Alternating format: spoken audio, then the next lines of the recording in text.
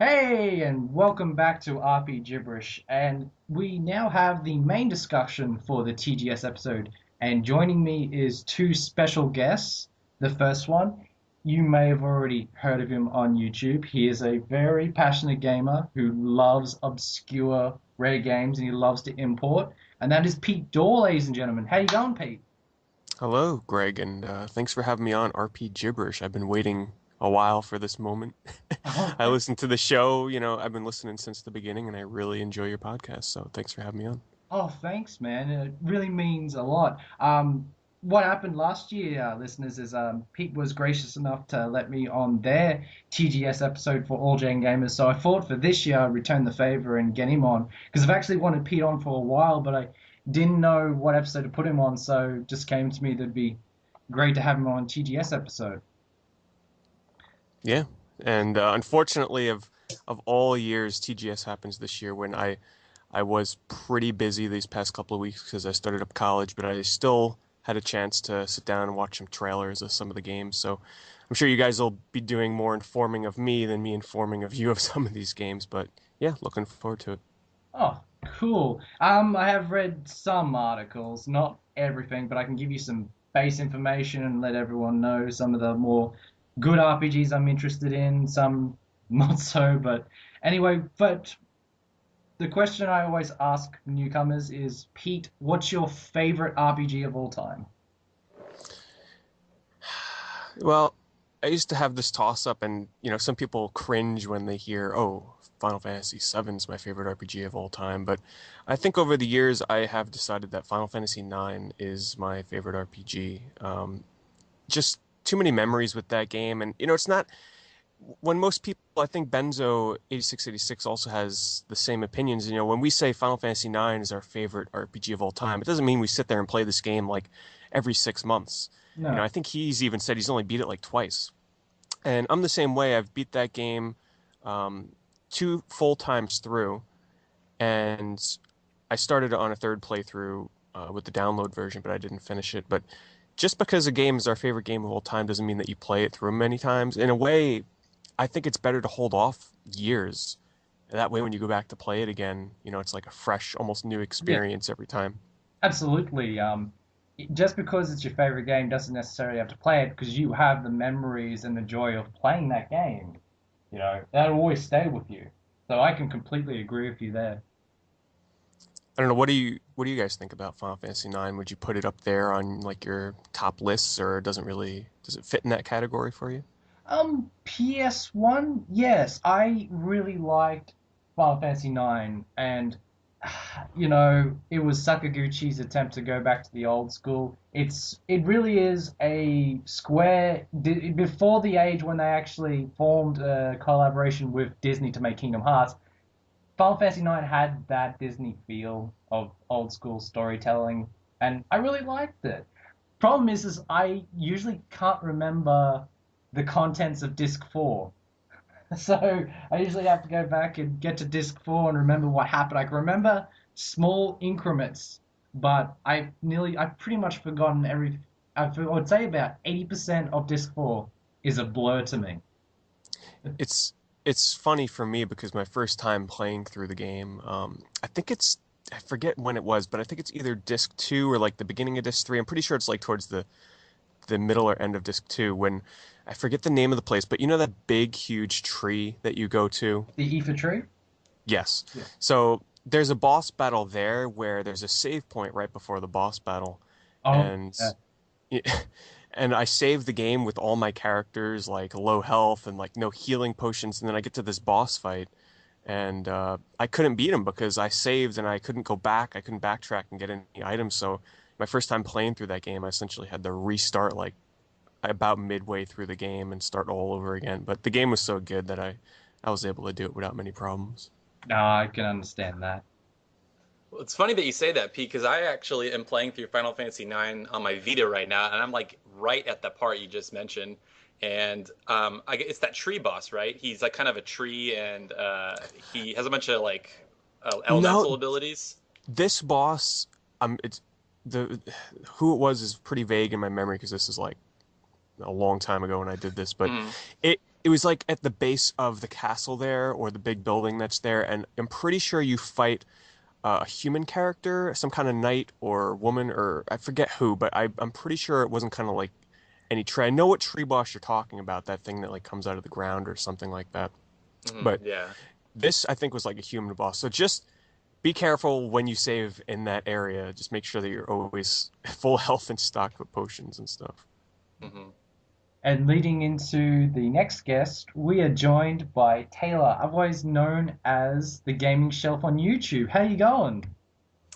Good. I'm happy to be here. I know you tried to get me on the last episode, but I couldn't quite make it. So I'm glad to be on TGS. This should be a lot of fun talking about some of the cool upcoming stuff. Oh, thank you. Just a little backstory, guys. I've been a subscriber of Taylor's channel for a long time, and it's funny. I remember the first time I talked to you. I think it was a live stream of when you were playing some Final Fantasy games. It was a, Oh, probably. It was. I it can was a try long. to remember. Oh yeah, we were streaming. It was like Final Fantasy 1. We were trying to go through all the Final Fantasies, and then we just didn't end up doing Yeah, that. I Oh remember my I said goodness. I'd shout you out, and I never did. I felt bad about it, so I thought I might as well shout you out now. Definitely go watch his channel. He's got a great new show called Shinkara. If you are a fan of Japanese games, you will love it. I really do. I wish you the best of success with that, man. Cool. Thanks a lot, man. I appreciate it. I can't wait. I've got a feeling you're going to talk about some more obscure games, and I'm looking forward to it. Oh yes, I'm sure I've got some up my sleeve. Because you recently did the last story as one of your episodes, and I've heard that's actually got some really good reviews in America. Yeah, I think the only bad one it got a 4 out of 10 from Jim Sterling on Destructoid, but he does a lot of those like troll reviews. So other than that, it's gotten like pretty favorable reviews. Yeah, here in Europe, it would probably, I would say, 7 out of 10s, 8 out of 10s. You know, personally, I love the game. I've already done a group review on Rpgibberish. I love it. It's not a perfect game, but I enjoyed it for what it was. Yeah, it was a lot of fun. I think a lot of people don't know that you can switch the combat and make it so you don't attack by running into the enemies. Because I Mm. know that was turning a lot of people off, but I read this article on Kotaku where it says you can actually like, hit change it so you hit a button to attack, and that makes it a lot more fun for me. So that probably is where the dividing line lies, I think. Yeah, I They mentioned that in the tutorial, like when you first start playing at the beginning of the game, and they mention it very passively, so I imagine a lot of people kind of skipped over. But unlike you, Yeah. I tried switching to the button mode and I didn't like it. Like I just loved the free flowing combat of just pushing in the direction of the enemies. So I'd be interested to know exactly how many people that know about that feature actually switch over to using buttons.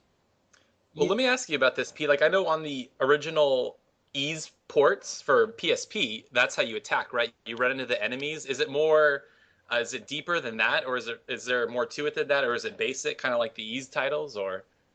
It's still, I mean, from what when you start playing at the beginning and you just run into enemies, it doesn't really get much more advanced than that. So it's I don't know, I just liked how it felt. I think, if it was different where it didn't always go to the enemy that you want to target, then maybe I'd switch over to a different way to attack or something. But I don't know, it just seemed to work for me. But yeah, in terms of moving around and attacking the enemies, it never got more advanced than what it was like in the tutorial phase. with East, there is actually a bit more strategy to the bumping into the enemies because I've played like about 6 different versions of the game. Um, Basically, I didn't really notice it when I grew up playing East, but it wasn't until playing all these different versions I found out there's a strategy and a mathematical equation to the game. Basically, if you hit the enemy front on, you're going to take damage. You're supposed to hit them on the side like you're side swiping them, and if you attack them on the back, you get maximum damage. And it goes by what Adol's level is, his armor, etc., etc. Huh, interesting. I did not know I that. didn't know. I didn't know until I played the game so many times. It just worked out. So no, it was cool. But with it seems to be a trend with especially the Wii RPGs, the auto battle with Xenoblade. It kind of has that MMO feel. So with the last story, I don't know. It feels a bit different with their auto battle. It's more like Pete said. It's more free flowing, I think. But it's a difference between if you're an old school fan that likes the old action RPGs and you want to press a button, or you just want to experience something new and just let the combat play itself, Millie.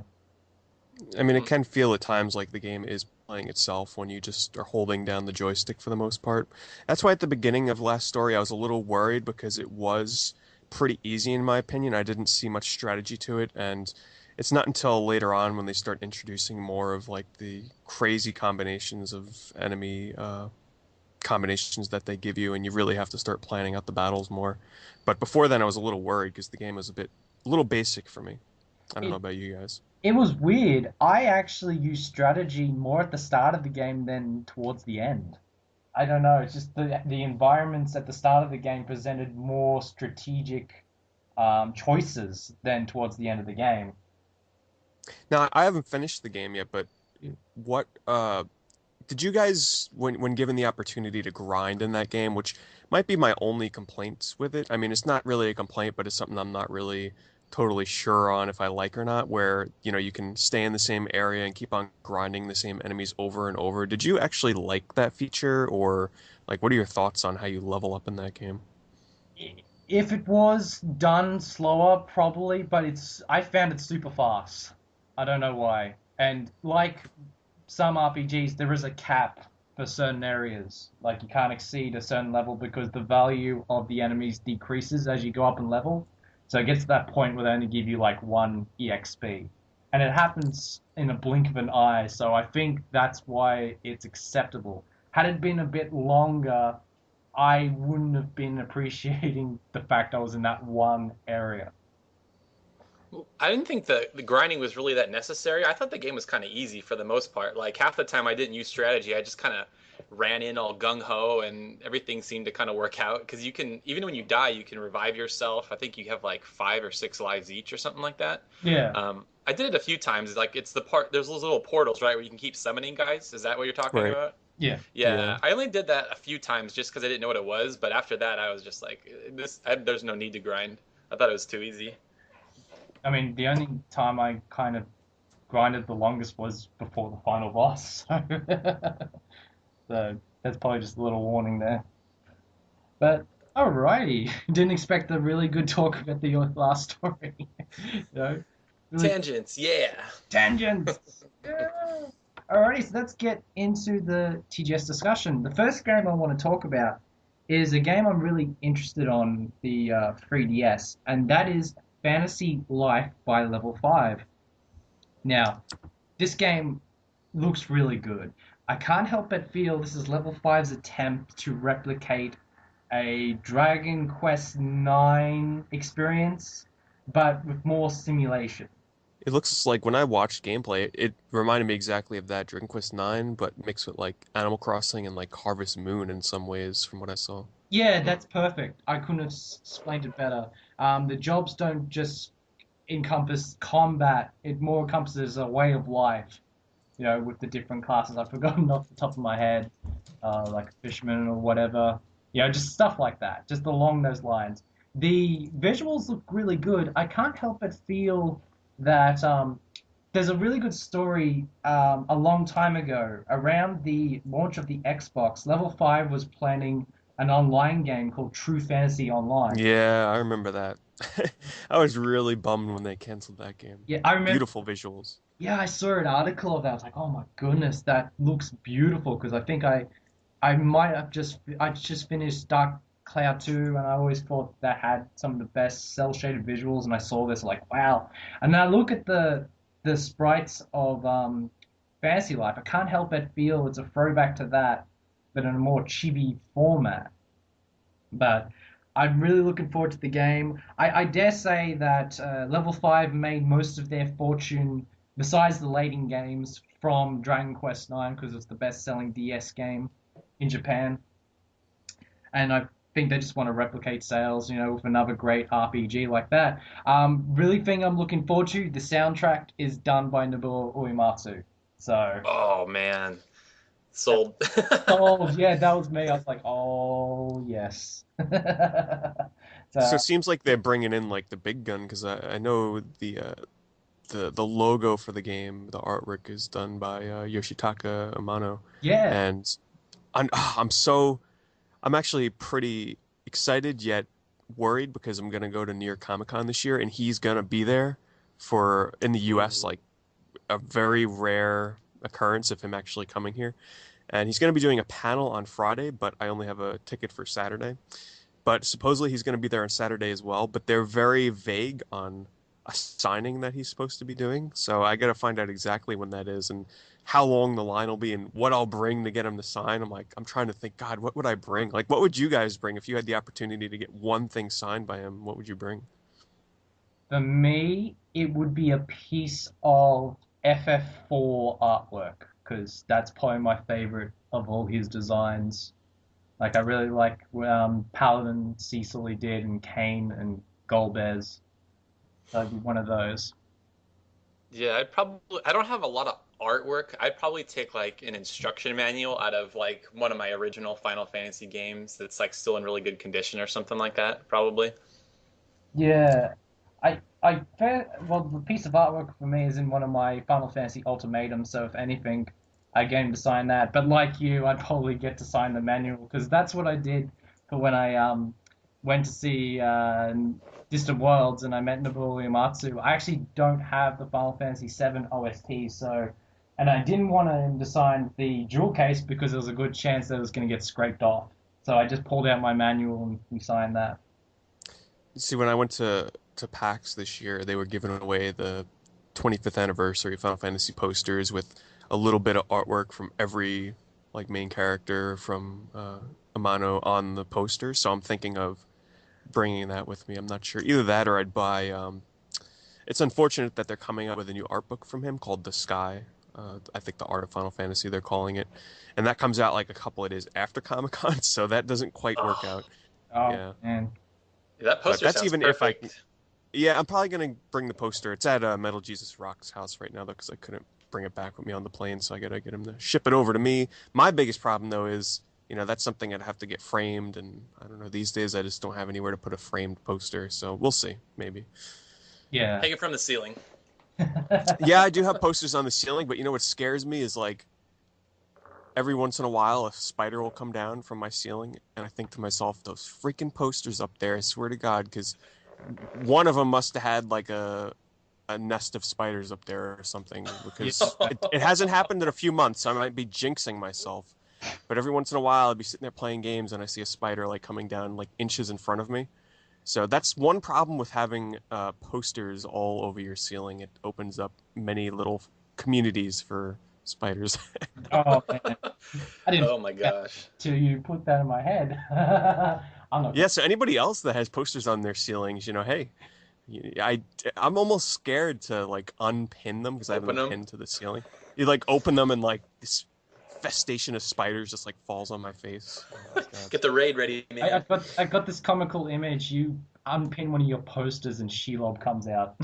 Oh jeez. It's like mutated up there.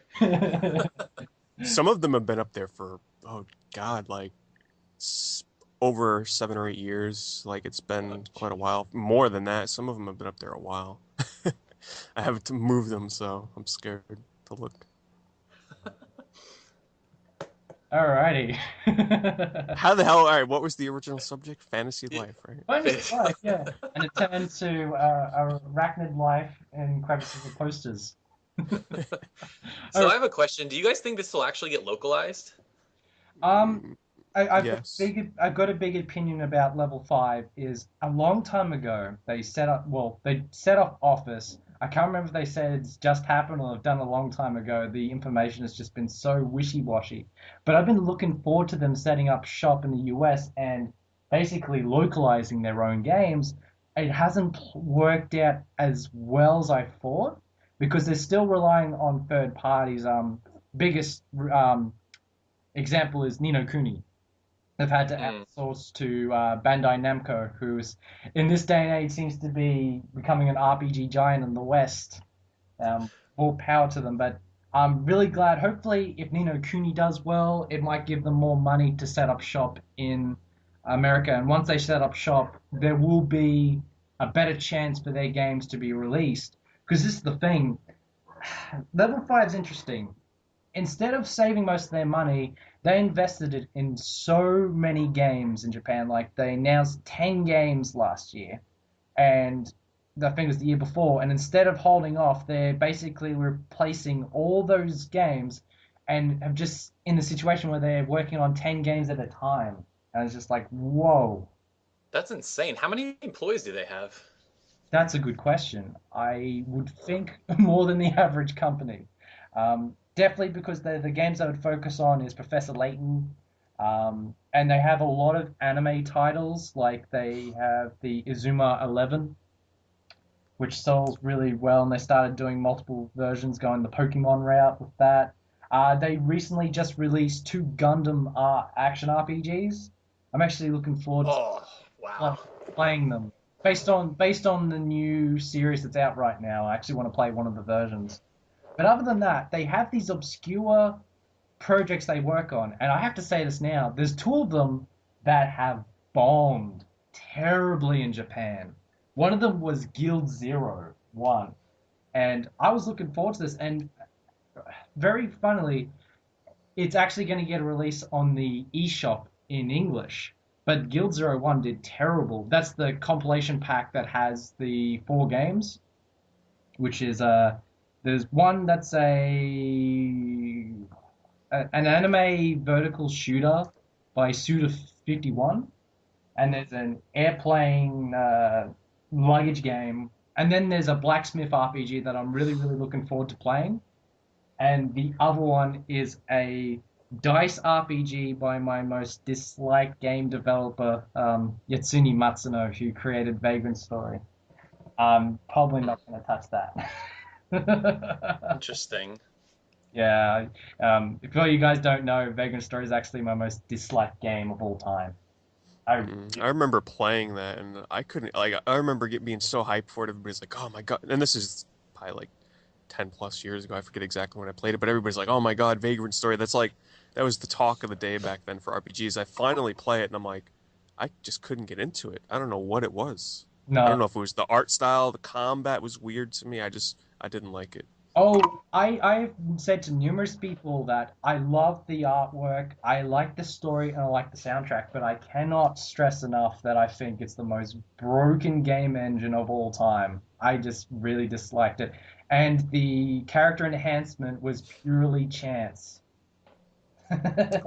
Which Yeah, that combat looked really weird. You have to like target certain body parts and stuff, right? Like I know other games do that, but it was like the toe or like the right thumb. Or it was like very specific. Yeah, and I remember when I actually rage quit that game is I fought a giant dragon and I didn't know the strategy, so I kept hitting one for an hour and a half straight, and I was just like, oh. Do you think this is a game that you need to revisit? Like, how long has it been since you played it? It's yeah, since the game's release and everyone's been saying it. I've got this dirty idea that I'm thinking about putting a PayPal donation button, and for every $10 I get donated, I go play an hour of the game. So and when I think Torture him. someone can pay another $10, and I'll be like, oh, be forced to play the game. Nah. But yeah, I'm interested to see if I reckon Fantasy Life would be one of the games that would probably have a better chance, especially since the 3DS is kind of starved for some really good RPG. So I hope it happens. All I right. think there's enough of an audience. Yeah, I definitely think it will. I think it definitely will consider people because there's a lot of people that wait on getting a console or handheld till an interesting game comes out. I reckon Fantasy Life might be one of those games. So.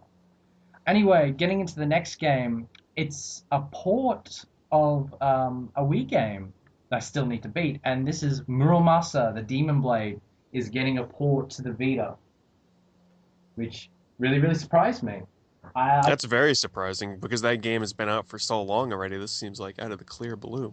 Yeah, I didn't see it coming, but I don't know what Vanillaware thinks these days. I know they've had a very tough time getting their games localized these days, so I wouldn't bring your hopes too much to see Muramasa on the Vita, even though they've... What is, Sorry, you can go. I was gonna say, what's the current status on Dragon's Crown? Like, I remember at one point they were like, no, it's not coming to the US, and then they're like, oh, wait, it is coming. Like, do you know the official status on that game right now? Or for the PSP or whatever, sorry. Well, Vanilla. Atlas has the rights to it now, right? It went Yeah, away from them, and Atlas is localizing it. that's correct, and it's been pushed back, and it's kind of gone off my radar. So I'm I not. think it's just one of those games where we just need to like forget about it, and then when they say, "Oh, it's coming out this day," you get all excited again. Sometimes it's best not to remind ourselves of these games because then the wait becomes excruciatingly long. Last Guardian. Oh boy, can I You know, say? it's funny. I hadn't thought of that in quite a while too. Oh boy, do you know when I the pre conference for Sony, and I remember because it was behind closed doors, but they had a live blog and I was reading it and I was like, if they don't say anything about the Last Guardian, it's gonna get ugly, and it did. And I remember seeing the forums, and I'm just like, wow. And then they actually released an article saying, "Oh, I think we announced information on the game too early." You can say that again. So, so this year at TGS there was no trace of the game again. Yep. Nope. And Oh my nothing. God. I mean, I used to be like, all right, they're taking their time, the game is coming out, but for them not to show a single thing again at this year's TGS, that's kind of scary. Well, let's put Oh, this in perspective for a minute. Since Shadow of Colossus released on the PS2, right? Naughty Dog, another internal development studio, has put out the entire Uncharted series, 3 games, and they're probably going to put out the Last of Us before Last Guardian comes out. So that's 4 games, and Team Ico hasn't put out anything. It's been like 7 years. That's kind of ridiculous. Well, in a way, that comforts me to know that they've spent, let's just say, maybe a minimum of 5 to 6 years working on this game. So if it does come out, it better be one hell of a game, that's for sure. it seems to be a common occurrence with the big titles these days. Not just that, but 13 Versus and Persona 4. Strangely enough, I was really hoping for Persona. Sorry, not Persona 4, Persona 5. I was looking forward to Atlas at least giving a screenshot, but nothing. You know? Yeah, Oh, man. they said it exists though, right? They had mentioned something about it, like it's in Yeah. pre-production or whatever. 2 years ago, they mentioned it exists, but not a single screenshot. The reason for that is like Square Enix, they've been doing all these other projects, like, and you think they're done, but no, they keep going on. Like, Persona, they really within the bracket of them announcing Persona 5, they've released both Persona 2 versions on the PSP, Devil Survivor Overclocked and Devil Survivor 2 on the DS. Now they're going to have Soul Hackers, which is a port of a Sega Saturn game on the 3DS. And now they're going to release Shin Megami Tensei 4 as a uh, 3DS exclusive. And might as well segue into that because that's one of the games on my list. They recently just showed a trailer for Shin Megami Tensei 4, and I think the game looks wonderful.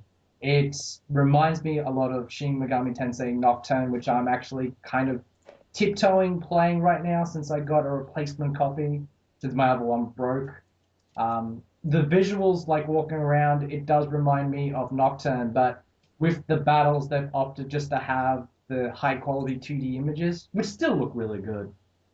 Uh, One thing that's impressed me is through the magazine scans I've seen is Atlas has gone out of their way to create new demons for the series. They look phenomenal.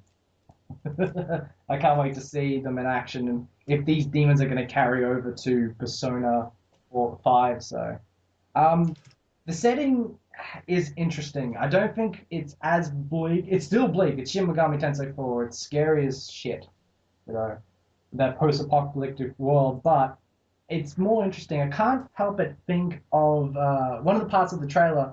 It reminded me of Jerusalem, how Jerusalem is set out with the high walls and everything. And being Shin Megami Tensei 4, I thought, are they going to step into this territory? With everything. I could be thinking too much into it, but from what I've seen, hopefully it gets. I reckon it will get localized because Atlas is more on the ball these days with releasing their Shin Megami Tensei games. But if they do, they've still got a lot on their plate trying to get Soul Hackers out first and then Shin Megami Tensei 4. Hey, guys, have you seen or heard anything about SMT4? I heard of the announcement, but I haven't watched the trailer yet, which I'm doing right at this moment here. Yeah, Yeah, so am I. they just someone translated it, so if you get the English sub ones, that'd be good. Because I So I haven't played any of the mainstream just like SMT games. What are they about? Are they kind of like Persona? I mean, minus the sim aspect. Is it what is it? What are they about? Kind of. Okay, Persona games are kind of more like they're still grim, but Persona games are more lighthearted and focused more on the older high school crowd. Shin Megami Tensei is more the young adult, and the stakes are much higher, and the situations are more grim, and deals with the biggest theme of Shin Megami Tensei is post-apocalyptic world. And most of the games I play, you witness the apocalypse, especially in number one for the SNES. For a game that was released in 1992, that scene was insane. Because when the world ends, you actually get a big red timer on the screen, and you can actually move around while this happens, and you can't do anything to stop it. Wow. And I'm just like, whoa! I'm like, this is an old school SNES game. This is fantastic. But I went to play two, and went to play three, Nocturne. Yeah, they all share the same similarity with witnessing the apocalypse. Whereas Persona's not really big on that. It's more focused on the mind of human beings, that duality of light and darkness and all that. But one thing I would say Okay. about SMT is one thing that's a staple in BioWare games is the alignment system where you can either be good and evil, and they say, oh, it's never been done before. In the very first SMT game, the alignment you choose changes the entire game, depending. Interesting. Yeah, and I didn't think that was okay. I assumed before that you'd play the old school D&D games and you'd be able to choose your alignment, but I don't think it would have too much of an impact on the story. So it's really good to see an early representation of the game changing depending on the choices you make. And especially in SMT1, one of the most grim moments is you've got two separate friends in your party at the start of the game, and depending on what alignment you choose, one will stay with you and one will betray you. And if you play the game again in a different route, it's actually the other friend who does. So there's a lot of replayability in that game. Yeah, I just watched one of the trailers they had for this, and the game looks fantastic. I actually thought it was really interesting that they're still using the sprite work instead of like 3D models in the battles, which I actually kind of like that idea that you roam around in like the 3D environment and then it kind of switches into, for people that are trying to see what I'm describing here, just think like the Etrian Odyssey games on the DS or any old like Dragon Quest stuff like that. That's the kind of look the battles have, which Yeah, not many RPGs do these days at all. Like besides Etrian Odyssey and Dragon Quest like 4, 5, 6 on the DS, like can you guys even think of another RPG that uses that battle style? Wizardry. Like I know Xseed released those Wizardry games on the PSN, but that's commonplace because it's Wizardry. Yeah, which I actually really enjoyed Wizardry on I forget the subtitle for it, but on the PSN I downloaded that and that was a lot of fun. And it's actually out on the iPad and iPhone now as well. I don't know if you guys are into the Wizardry series at all. I actually just kind of I kind of discovered not discovered it, but started playing it a few years ago, starting with the one on PS2 and really liked it. Through my journey finding out the very first Japanese RPG or RPGs made in Japan, Wizardry came up. So that's how I found out about it. Because it was assumed before then Dragon Quest was the first one, but there's been a lot of looking deeper. There's a lot of companies that had games with heavy RPG elements. Of course, good old Falcom had the Dragon Slayer series, and that was before Zelda and Dragon Quest, which was really cool. And then I believe Wizardry was before that. In fact, Wizardry was one of the inspirations for Yuji Horii to make Dragon Quest. So, It's funny because I've been wanting to go back and play Wizardry 5 on the Super Nintendo, but I watched like a Let's Play of it.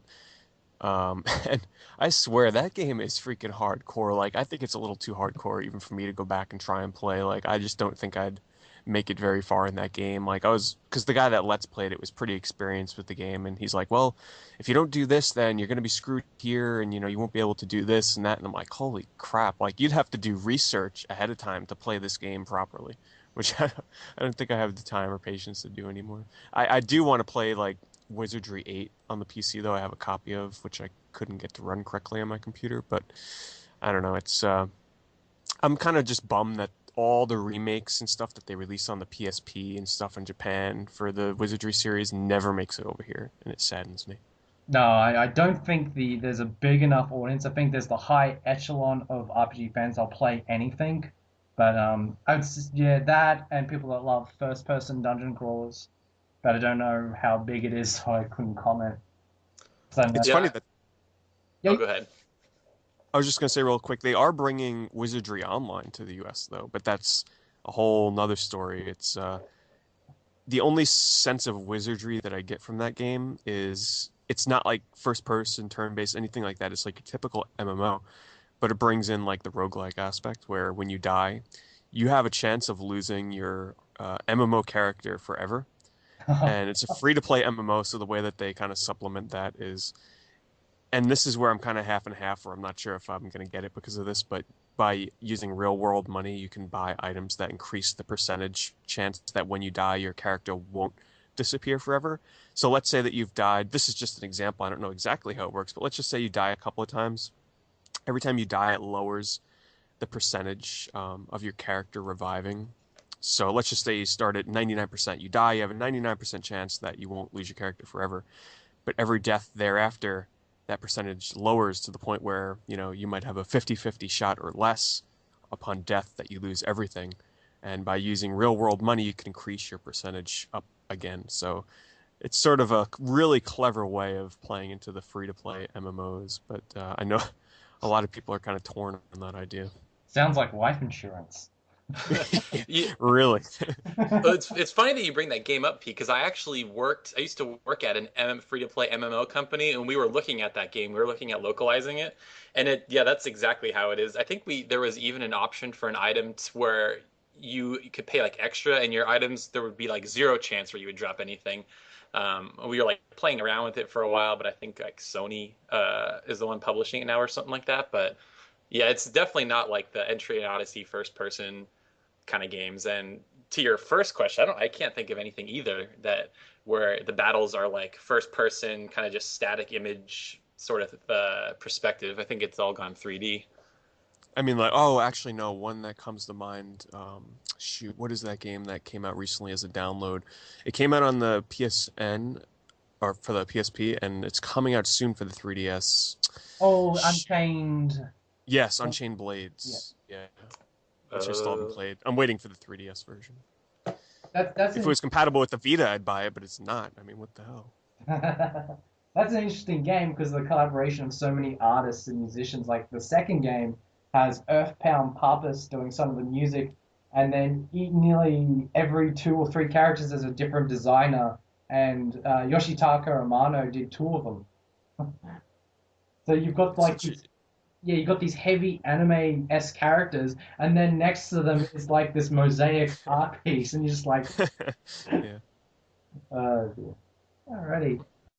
And the next game on our list, and I'm not gonna lie, gentlemen, this was the announcement at TGS that made me laugh. Don't get me wrong, it's a great announcement, it's a great remake, but after what's happened, I assumed Square would proceed with the series, and of course, that is Kingdom Hearts 1.5.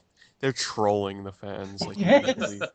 that's what I thought too. When I laughed, and there was a lot of my friends on Skype being, "Oh, this is awesome," and I'm like, "It is," but I remembered after beating Dream Drop Distance, like, okay, this is good.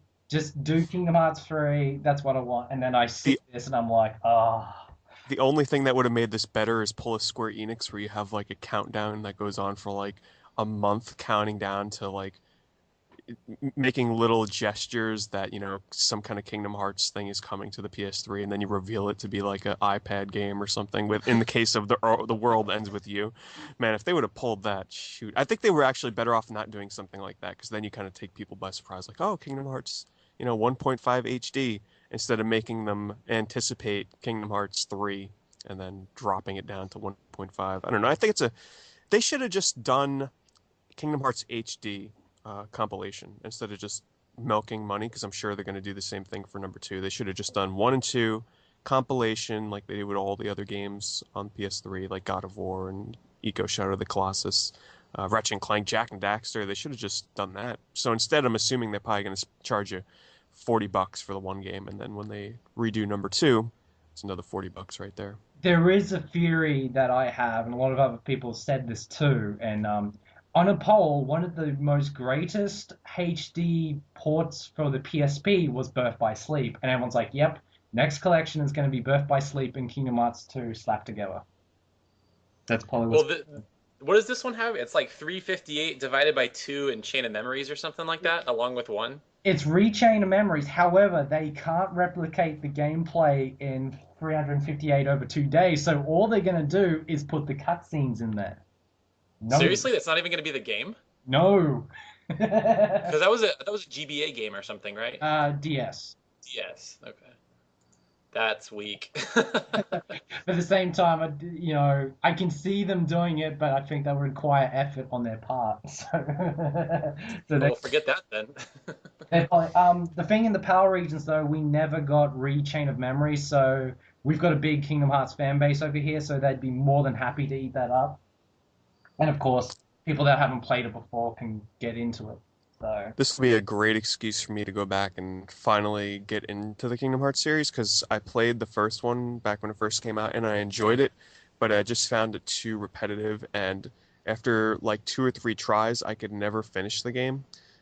So this will be my last hurrah and last chance to finally finish the first one, because I refuse to play the rest in the series, especially 2, which I hear is really great, without playing the first, because that's a series where the stories are definitely connected. Like, I was playing the one on 3DS, the demo, and I'm like, wow, the gameplay is great and everything, but I'm going to have no idea who the hell these characters are, what's going on, you know? Yeah, it's definitely all connected. I played 1 and 2, and I was like, I liked it, but I wasn't in love. And it was a long time where I didn't play the series. And it had gone to the period where one of my favorite devices of this generation was the PSP. Anything that came out on the PSP, I would play. And Birth by Sleep came out, and I was very unsure of the game. I played it, and it's actually my favorite of the entire series. The story is really good, and the voice acting is actually some of the best I've ever heard. So Birth by Sleep is the one that's like a prequel to the first game, right? Yeah. So technically you should be able to play that before the first, but would you say that that's like feasibly possible, or should I play the first Kingdom Hearts first? Yes and no. There's a lot of information from Kingdom Hearts 2 that's present in Birth by Sleep. And you get to see the origins of a lot of characters from Kingdom Hearts 2. But yeah, just as I said before, the voice acting, Leonard Nimoy, holy crap, he brings it. And Mark Hamill, just really, really great acting. But Yeah, wasn't Birth by Sleep teased at the end, like as a secret trailer or whatever, at the end of Kingdom Hearts 2? yes. Okay. It was like that field of keys, and there was these 3 warriors, and they're like, oh shit, is this going to be Kingdom Hearts 3? Like, what is this? Yeah, everyone thought it was to be Kingdom Hearts 3, but that's actually Birth by Sleep. And that's actually done really well on the PSP. You know. To be honest, I think Kingdom Hearts 1.5, they're going to sneak like a hidden trailer in there or something that finally tells people, yes, 3 is coming. Yeah. Well, they already have, if you beat the 3DS game. Have you guys... Oh, what are they doing that? Yes. So in the credits, they slowly will like pan a letter across the screen, right? And like if you write it all out, it says the next game coming next is Kingdom Hearts, and they're like, okay, that doesn't make sense. And then it shows. Are you guys okay with me spoiling this? I don't want to like ruin it if you guys haven't played it yet. I finished it. I don't care. Okay, yeah, so like they spell all that out, and then Sora and Riku kind of walk into this door, and then you're like, all right. But if you pause it, the way the light set up is like the Roman numeral for 3, so it's like next is Kingdom Hearts 3 or something like that. If that makes any sense. Yeah. It's a pretty clever way of doing it, I guess. Yeah, well, it's Nomura for you. Speaking of which, that his team is working on so much. I can't believe that they would add 1.5 when they haven't even brought out 13 verses, because that's the team. Well, most of the team who made Kingdom Hearts is working on Versus. And to be perfectly honest, I'd rather them release that before the end of the PS3 life cycle. Which quickly I just want to get into. Did you read the article that the PS3 is going into overtime? Until 2015 or something like that, they said. Yeah, the first time ever that a Sony console has gone past it, because usually every 6 years, something else would be presented, and in 2006 the PS3, before then about 2000 with the PS2, and 2012 was supposed to be the year when the PS4 came out, but it never happened. Is So it? in other words, they're not releasing PS4 until 2015? Yeah, Well, I think they Yeah. said they were going to support the PS3 through 2015. So I don't know if that means the PS4 isn't coming out, or like I'm sure they'll like what they're doing now, like the Wii and the Wii U will be supported at the same time for X number of months, and then they'll just That's forget what it's about the got to Wii. be. Yeah, Yeah, I that's what imagine it's that's what got to it'll be. be. Yeah. yeah, but we haven't seen anything on the PS4 yet, which kind of begs the question. But the thing is I know it exists because a lot of these companies are doing tech demos, and the first one, of course, I saw was Square Enix's Agnes Philosophy, which was absolutely astounding. Oh my Um, God, that thing is gorgeous. yeah, I'm thinking, wow, this is either them being smart or lazy. I think it's them being smart. Instead of pushing forward with Versus, they know that if they push forward with that, they're going to be behind with next gen technology. So they've opted to work on it early. I Hmm. still can't get over that what they showed is supposedly all real time, apparently. Yeah. It's Yeah, that's pretty mind blowing. to me, it's always been the stage from what was acceptable as FMV to become what's in game. Like the FMVs of the PlayStation 1 era became sort of like the standard for the graphics of PS2. And then when the FMVs of the PS2 happened, that became the standard for the graphics of the PS3. It seems to be a pattern happening.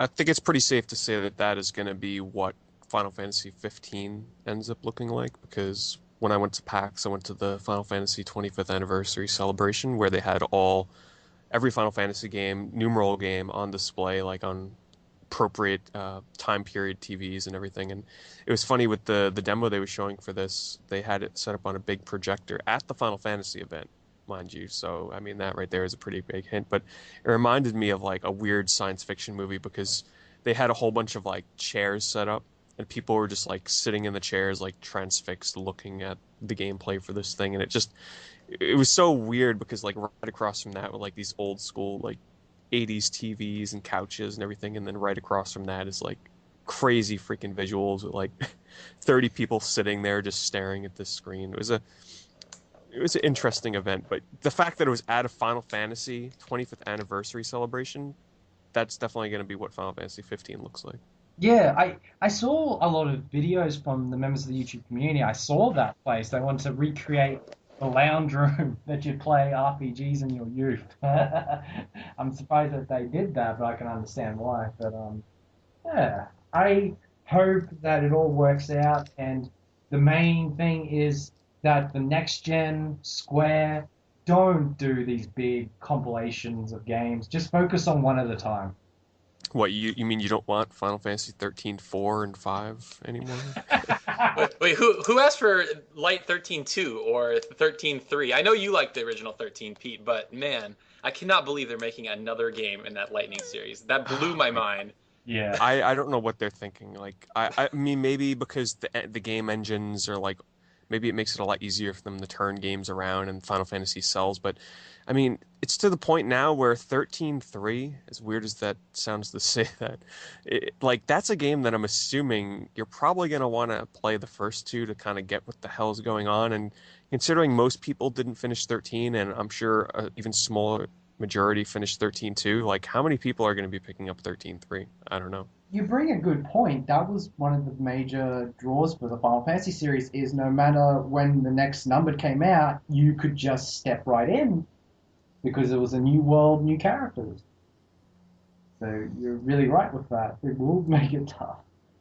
And this is going to anger so many people. Like, the fact that so many people are angry about 13, even though it's still kept a lot of core RPG mechanics, the fact that this is going into a one person party action RPG, like, that is going to That's really gonna piss off some Final Fantasy fans, I can tell you that much. I mean, hey, it could be a really good step in the right direction for the 13 series. Who knows? Maybe it's gonna turn out to be like a kick-ass game, but Yeah. this is gonna be one where a lot of Final Fantasy fans are gonna pass on it regardless, just because of what kind of game it is. Um, Isn't there a timer as well where like the whole game is counting down? You have like a little clock or something? Oh, Jesus. I hope Yeah. not. I That's what I hate heard. It's games like like that. Valkyrie profile. Sorry, I heard it's kind of like that. Like the world is coming to an end, and there's like this doom countdown clock or something like that. Oh, I hated that system, Valkyrie profile. It made grinding very hard. That's one game where, speaking of Valkyrie profile, it's like it was hard to play at times because you'd spend so long grinding and leveling up characters, and then you just like give them away, and like all that hard work is gone. Like that game was really quite interesting. I don't think I've played any RPG like it. No. um, but yes, getting on to another game to talk about. This is not a surprise. This game sells by the bucket load, even though I'm kind of having a hard time trying to get into it. That's Monster Hunter 3 Ultimate and Monster Hunter 4 on the 3DS. Is it just me, or does every Monster Hunter game they just slap a different motif and send it to the production line? Like Monster Hunter 3 Portable, they made it Middle Eastern with samurai and everything. Put it out with the Monster Hunter 4 game. They're putting the swashbuckling pirate motif in. Huh. They, Interesting. Well, I have to ask one thing. I think it's been said that it is it gonna have online on the 3DS outside of Japan? Because for crying out loud, I'm not buying it if it doesn't. that's a good question. I Like, I don't know what they're thinking. I mean, they have to release it with online. I thought I heard that it was gonna like talk to the 3DS as well, but I may have misheard that somehow. It's up to I don't know who has stakes with Monster Hunter 4 because I know Nintendo paid big money to get the franchise on back onto the Nintendo systems. I don't know who's going to take over the infrastructure, whether it be Nintendo or Capcom's going to pay for that. If it's Capcom, then there's going to be some issues. But maybe I don't know. Your guess is as good as mine. But that game sells by the bucketload in Japan. I know their infrastructure is going to be huge. They're probably going to have a monthly fee like the other games. So we'll see what Well, happens. it's just so funny how, like, in Japan, like, people will be on a train and there'll be like 10 people playing, random strangers just playing that game. But here in the US, it's like, it's still a pretty, I don't want to say small series, but, it's the only one that's had any kind of success here was Monster Hunter 3 on the Wii, and Yeah, even then it wasn't that big. Because the ones on PSP, they're supposedly so great, but I'm not gonna go through the loopholes of having to hook up to my PS3 and download some crazy programs just to play online with people. It shouldn't have to be that way. no, I totally agree. For me, the appeal of Monster Hunter is very short-lived. I like the game, but I can't power play it. Like I can play like an hour or two, and then I'm off playing something else. Hmm. So that's how I see it. Hopefully it does well. Probably will sell more 3DSs, increases the 3DS's infrastructure. Who knows? Hopefully it works out. Alrighty, the next game, and it's actually an expansion pack. Dragon's Dogma Dark Horizon, which I haven't gone too much into Dragon's Dogma. I played a demo. I actually wasn't too thrilled with the game. I kind of liked the medieval setting, but I don't know. The controls seemed a bit off to me. When I played the demo, I didn't like the fact that, and from what I've read into this game, I don't like the whole like random party members that you get. Like they seem to they lack personality, and that's what kind of turned me off. I mean, have you played the actual? You have the full game? No, I haven't Hmm. got the full game yet. Taylor, do you have the full game? I've watched people play it, and I think like the combat and stuff is cool, and that party system is kind of weird. But I heard like one of the bigger complaints is that there's no fast travel, and it's sort of like a Skyrim scale, like Western style RPG, and you have to like at night the monsters get like so much more powerful, and so it's really hard to travel at night, and you can't rest or anything. So I think that was one huge complaint that there was no like quick travel mechanic. But man, that thing sold ridiculously well in Japan. Like 1 million copies the first week, or like something crazy. Maybe not 1 million, but it sold insanely well. It sold close to 1 million, and I was really surprised. They definitely went for the Dark Souls crowd in terms of the realism and the reality of it. You know, of course, if you went out at night, there'd be more evil. So yeah, I think they went for that, and definitely with the medieval motif with having the squires and all that. So they went for a more medieval style towards it being high fantasy. So um, I'd probably give it another go maybe later on, but at this current stage, it doesn't interest me. But it seems it's good enough that it's sold well that it's getting an expansion pack. Next game, and this is a game on the Vita everyone is waiting for, especially if you love the Soul series, and that is Soul Sacrifice. And I know, and what's weird is Keiji Inafune is a part of the development team, and it, he's got his hand in a lot of games nowadays, and I'm very interested to see what he brings to it. I haven't looked too much. I've only seen one trailer. It looks pretty decent. Again, the Soul series is not one I'm big on. Like, I like the Soul games, I just don't have time for them. But, have you checked anything out of Soul Sacrifice? Yeah, I went so it was at E3 this year, and I've actually played it. I played it at the Sony booth, and I'm pretty sure it's not affiliated with the other Soul games in any way. It's just got the Soul in the title. It's sort of a Monster Hunter style kind of game where you go on like these quests and you either I don't know, you're killing a boss or something like that. But the main mechanic behind it is like you have to sacrifice a part of your body to get a weapon. Like, oh, I'm gonna like rip my arm off and now I get a sword or something like that. And it seems like a cool concept, but when I was playing it, I was like, man, this game is just disgusting. There's like blood and guts, and you're like ripping your body apart. Like I could not get into it as much as I really wanted to, but I know that game's gonna sell well because everybody like wants to hop on whatever Keiji Inafune does. But that game is not really for me. Although I'm pretty sure a lot of people are gonna like it. Um, Yeah, it looks excellent to me. Like character monster design wise, it reminds me a lot of like Demon Souls, and I was watching like the characters that you play as, like the armor and stuff that they use in this game is just creepy as hell. I don't know if you've seen that in the trailers, but I watched like two or three. One of them was like I didn't watch the whole thing. I skipped around, but it was like a 25-minute gameplay demonstration of it, and yeah, it's like huge F, like tribal helmets and everything. It's really different and weird looking. yeah, I can't remember where I must have read an article saying that some members that probably worked at From Software was on the game. I'm not too sure where I heard of it. But yeah, you're kind of right. It was kind of loosely affiliated, but I was trying to think of when I read that article. But anyway, Vita fans that are starved for any RPGs, you've got another one on offer. So yeah, Oh boy. I can't wait. Are you about to say what I think you're about to say? I hope so. not yet. Okay. I'll lead into that in a while, and I've got a big conversation about that. Hopefully, it won't rat your ears off too much about that. But next up, a game that has been stated may not make it to the Western audience. However, I desperately want this to, because it's a compilation of so many games.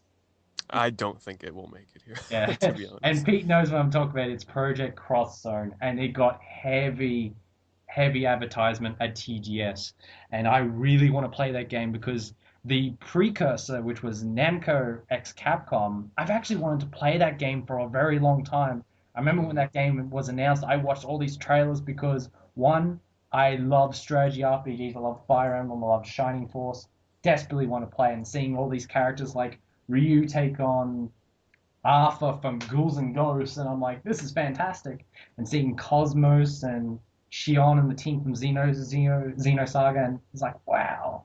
You know, See, the strategy I'm taking with this game is it's the level of awesomeness is so much to the point where if I watch a lot of gameplay of this and all the new trailers, like it'll just get me hyped up to the point where if it doesn't come out here, I'll just feel extremely disappointed. So the yeah. second that they announce it for the US, I will be all over that stuff. I'll be watching every gameplay trailer that's out there for it. Oh yeah. However, there is one issue that I think is hilarious that they might tiptoe around is one character in Project Cross Zone. When they announced it, I thought it was the most hilarious thing ever. For all of you that don't know, Sega has certain rights to a game. It's called Dynamite Decker. And in the US, it is known as Die Hard Arcade. Now, of course, the character is John McClane. Of course, he's called Bruno in the Japanese version. For some odd reason, they decided to put him in there, which would mean if they were to release it in the audience, they would have to make him less look like Bruce Willis. Otherwise, he'd be entitled for likeness rights. They put some really odd characters in that game. Didn't they put like I forget what her name? It's like Iris from one of the Mega Man X games or something like that. Yeah. That seems so strange. Like of all the characters, like some weird obscure like menu robot. I know Shining Force fans weren't too impressed that they chose characters from EX, but at least they weren't from Neo. But yeah, they've got that, a lot of Sakura Wars characters. For RPG fans, it's like Dot Hack, and of course for Tails, they more focused on the Vesperia team. So that should get. Did you notice if they put Klonoa in there yet? Because I know he was in the other one. Yeah, no, they haven't yet. Damn, because that would revive my hope that they'll eventually continue with the Klonoa series. Because I don't know, I think the sales for the remake on the Wii probably weren't strong enough, and I don't know. I'm scared to say that I think the Klonoa series is done with. There's a lot You of know. series that's gone that way. I mean, I'm still holding out for another Suikoden game. I've even joined a campaign to ask Konami. Well, they have that PSP one that we probably won't get, right? No, I still need to actually import that because it hasn't gone down in price yet. I've been waiting to play it because as much as other people like really disliked Tierkreis, I actually liked it. It was a bad Suikoden game, but it was actually one of the best RPGs on the DS. So that's the way I looked at it. But I'm looking forward to playing that eventually. Now, as Pete mentioned before, there is a certain RPG on the Vita coming out next week, and I have in Japan, and I've paid a small fortune to get it shipped out of Japan. And that is a game that I went gaga over last year, and that's East Celceta, the remake of East 4. And I'm actually kind of more excited for that than TGS. I was actually hoping if there was some advertise, like some people would get any footage from Falcom's booth, and haven't been successful in that regards. But a good friend of the podcast, Muruguru, is back at TGS this year, so I hope he had some luck getting any swag from Falcom. But he said that if the lines were too big, I probably won't do it because the fact remains that it was a game coming out the week after. So Now, I'm almost certain XD will import this or localize it. I mean, I know they haven't been upfront with the Legend of Heroes doing the next one, and that probably won't ever come out. But I imagine that they have to localize this one. it will. It has the best chance of any Falcom game because E7 was the best-selling Falcom game of the lot that they localized. There's a lot of reasons for that. I know Mark from Classic Game Room gave the game high regards and it's sold it to a lot of people.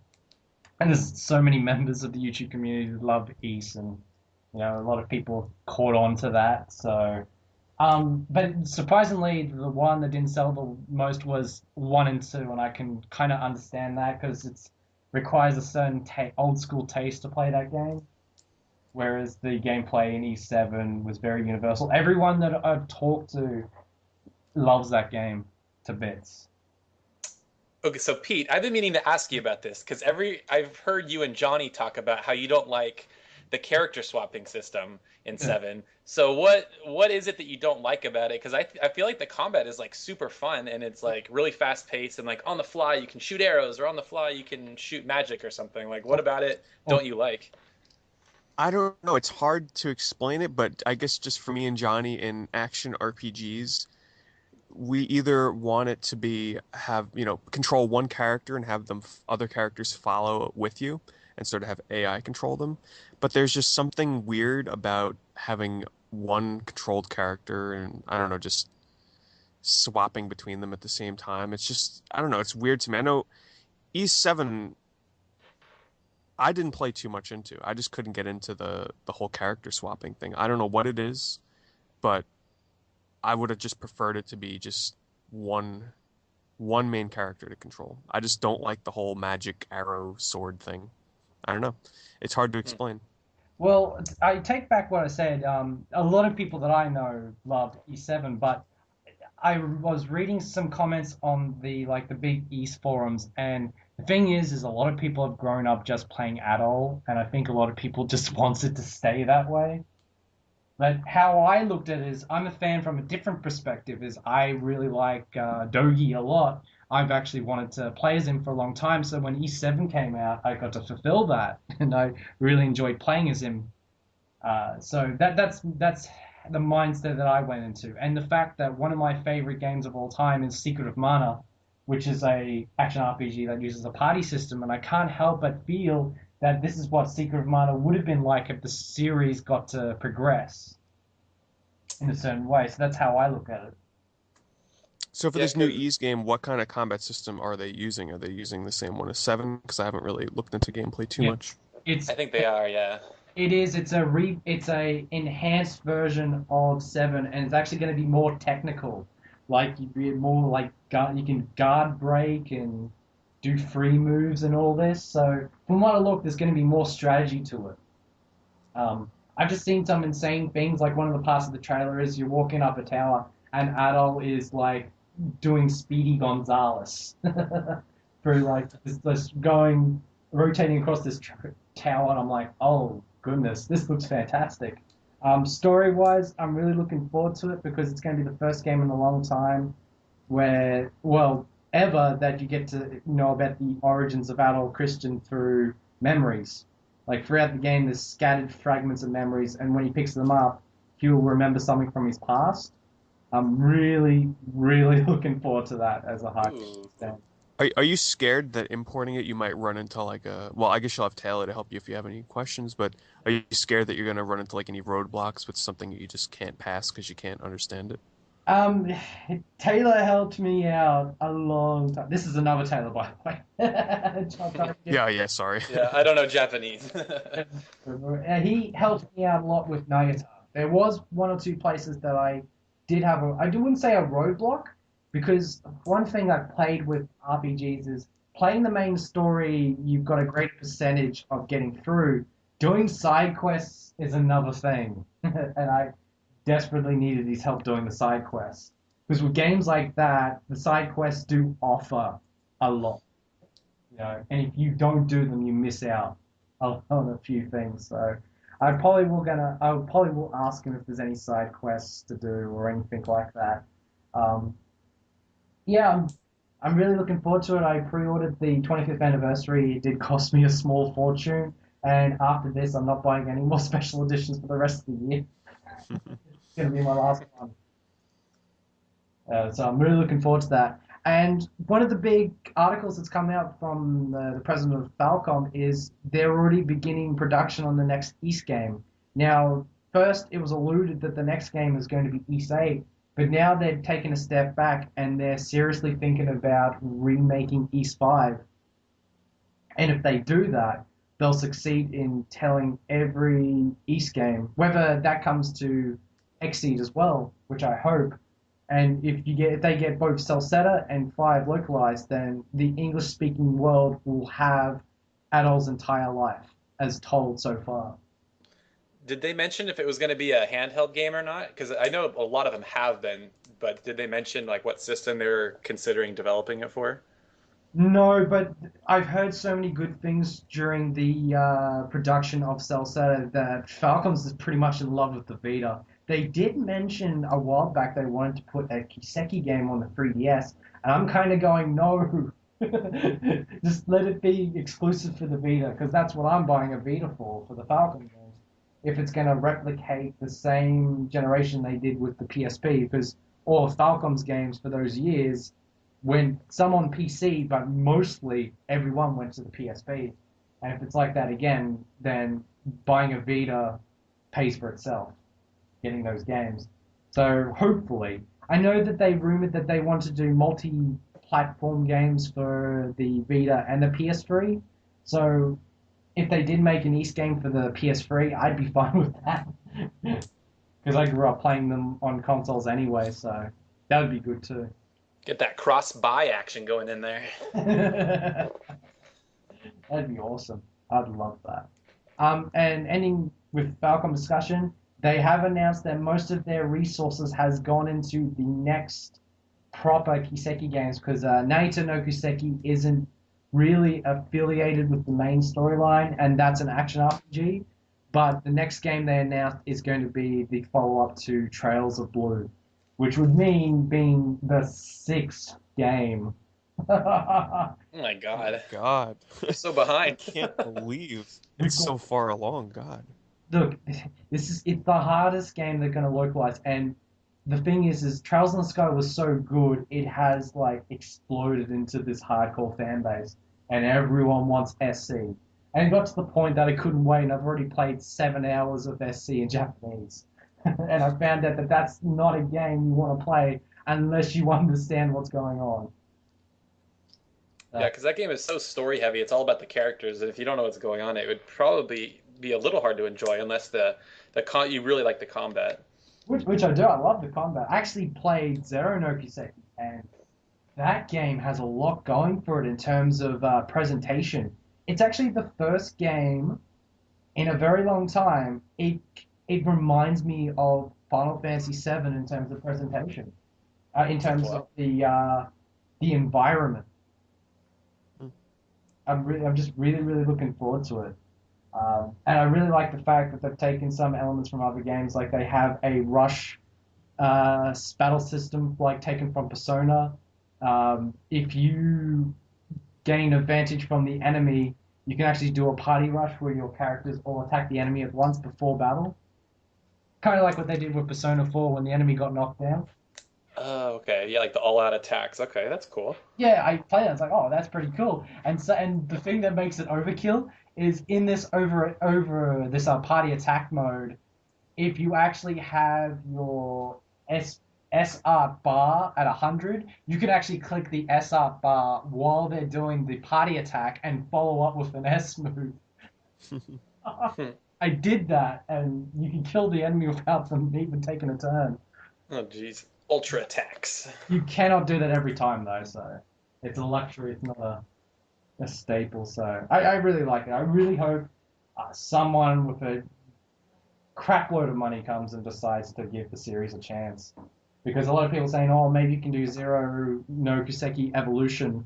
And I basically going to come out and say, someone needs to pay for 150 characters worth of voice acting. Yeah. Jeez.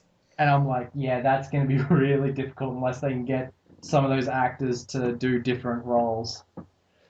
I imagine that if it ever came back, it would be like what they did with the first Trails in the Sky, and it'll just be text only or something, or maybe like Corpse Party where the voiceover is Japanese, but then the text is in English, because it's probably too expensive to pay that many voice actors. It is, and I wouldn't say that because the voices in Trials in the Sky is only battle only. There is none on throughout the story events. They can do that because it's proven that some people accept Japanese voices, and that's the Yakuza series. A lot of people love the fact that's in Japanese. Um, I would think that would actually be the best plans. They don't have to pay too much on translating it because for the most part there is text still there when they talk. So no, that's I totally agree with you because there's some rumors that Trails of Blue is going to get an Evolution edition as well, but that's only if Evolution sells well because putting all that money into voice acting doesn't do any good if the game doesn't sell. Mhm. So yeah. Alrighty. Next game I want to talk about Dragon Quest X for the Wii U. They they did have some demos at TGS, and it's pretty much the same game with better textures, better shadowing, and they announced that it will be coming next year in spring 2013 for Japan. Now, when I did my Dragon Quest X video, I said that the game has a better shot of coming out for the Wii U than it does for the Wii. And there's so many reasons for this, like the Wii's infrastructure online in the West and everything like that, and The fact that by the time that it get translated, the Wii U will probably already been out all over the world. So if they're gonna do it, I'd rather play the Wii U version. So are you Now, saying that you don't think they're gonna bring a Wii version out at all in like at least well the US if they come out with one on the Wii U? If they would have, they would have already mentioned it, unless they're working behind it in secret. Like is I, this gonna have an online fee or like a monthly fee, like the Final Fantasy or whatever? Uh, yes, I the would. well, it's a different kind of online fee. It's gonna well in Japan they allow you to play. I think it's an hour a day or something like that for Yeah, free. yeah. And then if you want to keep playing, then you got to pay the fee. I don't remember what the fee amount is. Do you remember, Greg? Um, I, I know you use Wii points. Yeah. I Hmm. can't remember. It was like $10 or $15 or 20. It's nearly the cost of just buying a card outright, just per month. But it's a cool strategy where, what if you are somebody that plays MMOs casually, which believe it or not, there are people that do that. If you play mostly solo. But I can't imagine if Dragon Quest X is more group focused, there's no way you can get anything accomplished in an hour. Because what if you're in the middle of a boss fight and like you got this timer counting down, like you have 5 minutes left to play before Oh, you boot it off the game? What kind of situations will you run into? I mean, it's essentially, yeah, it's going to be a pay to play, unless you play only, an hour a day. yes, people pay through frustration. I can definitely see that. Oh man, I know a lot of people were very angry the fact it went online. I know probably after this, there's probably going to be an offline one for 11. But I love Dragon Quest so much. I love the visuals. I love the world, the music. I'm definitely going to give this a try. And I like before when I mentioned Guild Zero One with the blacksmithing RPG. I'm really looking forward to that because blacksmithing is something that interests me a lot. And when I saw the mechanics for Dragon Quest X, I said to myself, you can be a character that just probably wants to become the best blacksmith on the server, and everyone will be buying your stuff. And I think that's fantastic. Someone can do that. I know I'll take a shot at it.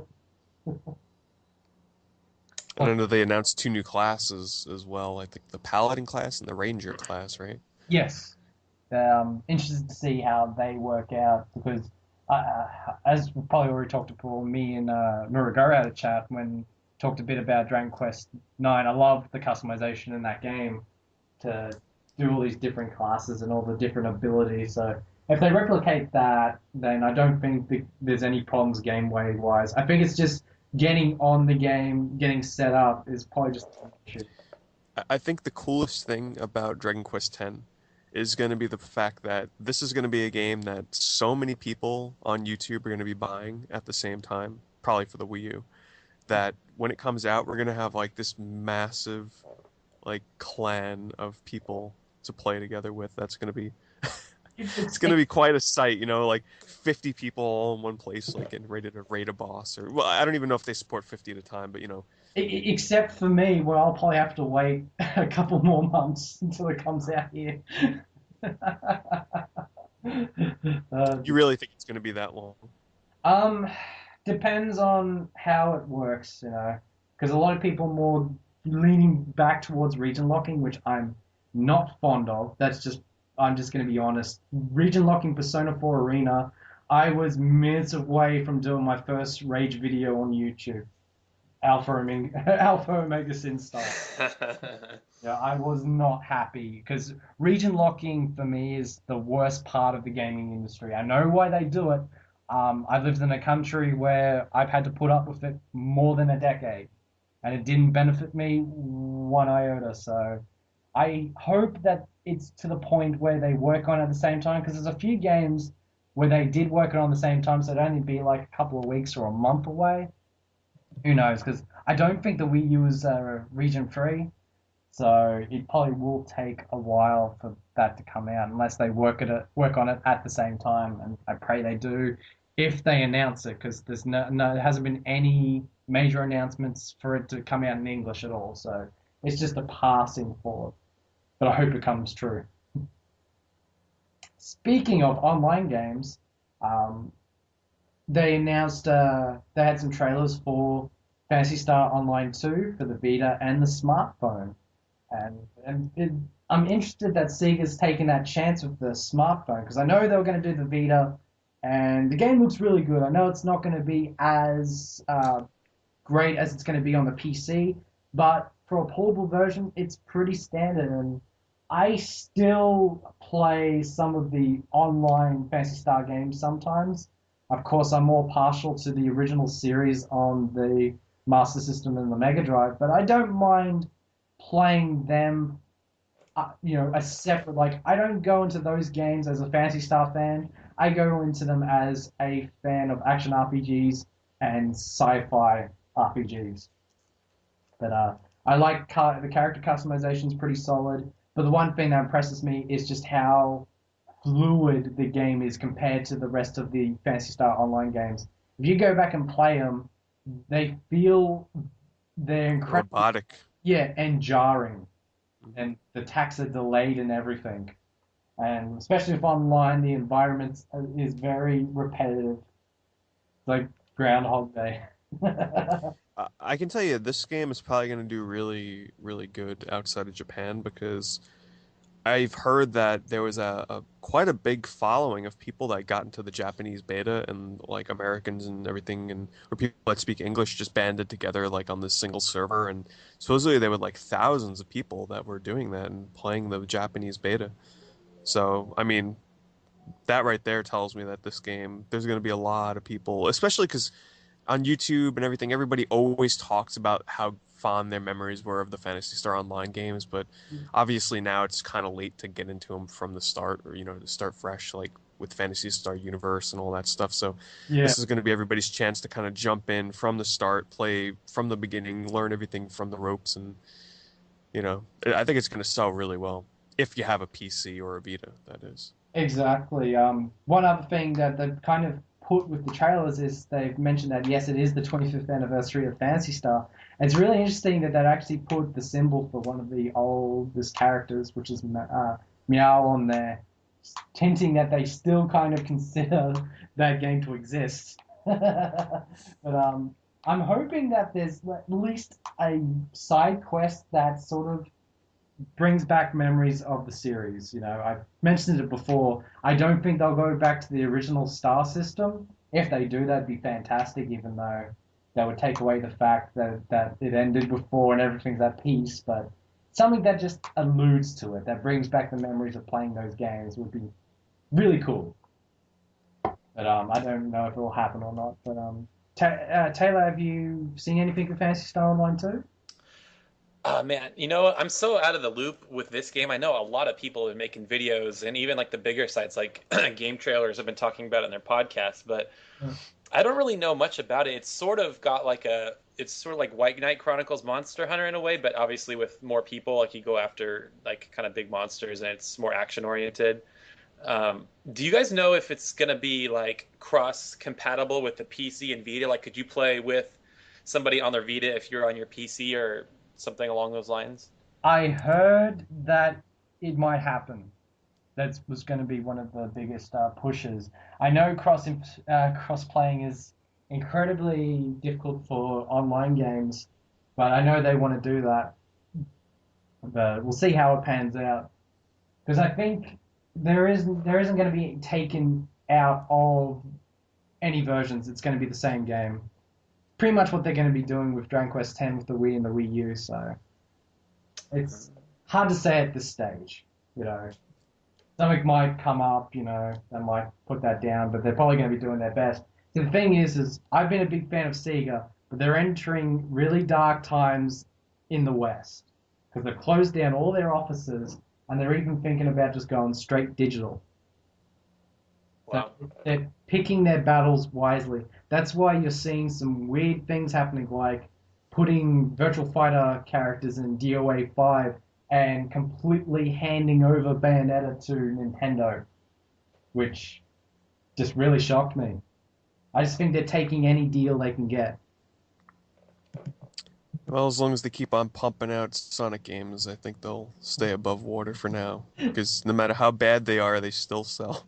Yeah, So, no, Sonic keeps them afloat, definitely. But half the stuff that they make in Japan will not see the light in the US. Like, uh, It's so disappointing. a lot of people I've talked to, they're just so passionate about playing Valkyrie Chronicles 3. I played Yes. I played the demo, and my God, the setting for that game is fantastic. Anyone who complained about the school setting in 2, they'll really like 3. I actually have been, that's the main game I've been playing lately is Valkyrie Chronicles 2. I got back into that, and I just put it down because I've played it for 45 hours, and I've only gone halfway through the school year Oh because my god. 80% of that has been just free battles. It hasn't been doing story battles. Well, 3 is kind of more of a darker setting, right? There was like a guy that got kicked out of his like battalion or whatever, and so now he's sort of like a mercenary, or he's like in this like weird like offshoot group or something like Uh, that. the squad of Valkyrie Chronicles 3, the creator watched the Dirty Dozen before he came up with the concept of Valkyrie Chronicles 3. The squad in Valkyrie Chronicles 3 does not exist. They're full of ragtags, deserters, criminals. The recluses of society have been band together. And I read that, I'm like, oh, I want to play this game. Yeah, because I know a lot of people were pretty disappointed with 2, not only because it went away from the PS3, but the characters were a little bit more goofy and it wasn't as serious. And Well, man, I would have loved a 4 like on the PS3. Like if they were to ever do that, that would be amazing. this is the thing. When I first played it, I wasn't too impressed with the characters. However, as the game progresses, you do connect with them. The biggest thing that Sega did to push that forward that I thought was fantastic was the more you use a character, you actually unlock an event with them. So you get to know about that character a bit more, and you get to a certain point where an event happens that actually leads to a personal battle for that character. There's 30 plus characters, and they all have a personal battle. They Oh all, my goodness. and just, I think that was the main issue with Valkyrie Chronicles 1 is you have these story battles, but for each 1 to 2 chapters, it would unlock a free battle to grind, and people didn't think that there was enough variation. Well, Valkyrie Chronicles 2 was the exact opposite. For every story battle, there was like 5 to 8 free battles. Combining like the character personal battles to the optional battles and the paid DLC battles. I'm like, geez, if you like Valkyrie Chronicles just for purely for gameplay, then you should have no problems with 2. Alrighty, and to the next game. This is actually one of the number one RPGs that I'm looking forward to on the PS3. It's made by Image Epoch, a company that I've been very interested in for a very long time. And they've basically been working with Nando Bank. What am I doing? Ah, there's pure RPG gibberish right there. Namco Bandai on releasing this game, and this is Toki Totowa, otherwise known as Time in Eternity. I can say this now. This is a game I've been waiting for a long time. I've wanted a game that replicates the imagery of an anime series to the fullest, and this realizes it. All the backgrounds are cel shaded, but the characters are just still 2D sprites with just thousands of frames of animation, and it looks gorgeous. Absolutely does. There's been more trailers on it. The thing that kind of discourages me is the first couple of trailers, the game perceives itself to be a kind of a more serious tone. But with the later trailers, there's a lot of fan service and moe-ness, and I'm not too keen on that as much. I know that's kind of big on the NIS games, the NIS games, and the Gus games, but I thought it'd be more lead towards the seriousness. I think there's a lot of serious tones in that game, especially what happens to the character. Because just give you some backstory, the game begins on the wedding day of the main character and his groom and her groom, and the groom gets murdered, and she goes back in time to prevent that happening. And I really like the premise of that storyline. I can't wait to see it unfold because when you go back in time, you meet up with the past self, yeah, the groom in the past leading up to it. I'm really looking forward. It might be one of the time. It was one of those time travel RPGs that I've been looking forward to that might trump I think it's a tall order to say it might trump Chrono Trigger, but I'm not too sure about that. I'm watching the gameplay here, and I've never seen an RPG that looks like this. I mean, Yeah, I couldn't believe when they showed the battles. I mean, that looks unbelievable. Like it looked it's like an anime. It was, I can't even describe it. It's really cool looking. It yeah, is. it's like literally the character models are 2D anime characters. Well, I'll be interesting to see like just pure gameplay, not like cut edited Mhm. trailers, because it's hard to tell if it's like only from certain angles it looks like that, or if like you can rotate the camera and then it'll change like what side you can see of them, because it looks 2D the way the characters are set up. So it'll be kind of cool to see how it plays out with like in full motion or in longer chunks of gameplay. Like, have there been any gameplay trailers out there, or like just pure footage from the show? No, there's been leading up to it. There's been a good, healthy dose of gameplay, but it's more not towards. It's not during TGS, but just leading up to TGS. There's been some gameplay videos. I have actually seen the field turn around, and they do have frames of animation where the character does turn from right to left, and it actually looks really good. I just like how it's presented. Like it kind of reminds me, I don't want to say this, of Pokemon where you have that one character on the left hand corner, and you got the other one on the right hand corner, and they do their actions. They come into the middle whenever they attack each other. But Toki has that rifle that shoots them from afar, and Toa has these knives. And I'm really looking forward to seeing the dual personality because she's got a split personality where think of Launch from Dragon Ball and you've got like a kind of a vague impression of how it works out. But I'm really looking forward to it because I know they've been doing a lot of heavy trailers on the other characters, hence why I talked about some of the more cutesiest anime parts of all her friends. But I just like the serious plot of the game with going back in time and trying to save your beloved. I'm looking forward to it. And the fact that it's coming out in English, I did not think that would happen, but it is. So I will jump on it when it comes out in the US. Good old Namco Bandai becoming the RPG giants of this part of the generation. There was that one stage where they worked on nothing but these artistic uh, adventure games like Margin in the Forsaken Kingdom and Enslaved. Oh, So those were some of the best like underrated games. Like Enslaved is so good, and it didn't sell well at all. Like I know I've watched so many people talk about that game, and I can't believe more people didn't buy it. It's like almost on par with like Uncharted, kind of with the adventure and like the visuals. Man, that game is freaking amazing. I It was like $5 or $10 2 months after it came out, which was so sad. Yeah. I still need. It's actually gone cheap over here in Australia, so I'm going to pick it up. I definitely want to get it because one, I love Monkey Magic, I love Sayuki, and two, Pete knows this. I'm actually a crazy Lord of the Rings fan, so if any of the cast of Lord of the Rings is involved in another project, I'll watch or play. And Andy Serkis does the voice and the motion capture for Monkey. He comes across it like when you play the game, like that's all you can think of is Gollum the whole time. The whole time you play the game, because like the personality like comes through in the character, the way that they capture the face. Because I think they do what they do in Uncharted, where they hook up like all the little, I forget what they call them, but the motion detectors to their faces, and they act out everything, and it's all like the actor in the game. It's nothing is done on a computer like afterwards. It's not like they give their performance in a voice studio booth and then they dub the lips to what they're saying. Like it's all fully acted from the actors. Yeah, I know he's not a stranger to it because he's done it so many times, and he even did it with a previous game with Heavenly Sword. He did the villain in that game. He had to do the exact same thing, I believe. Hmm.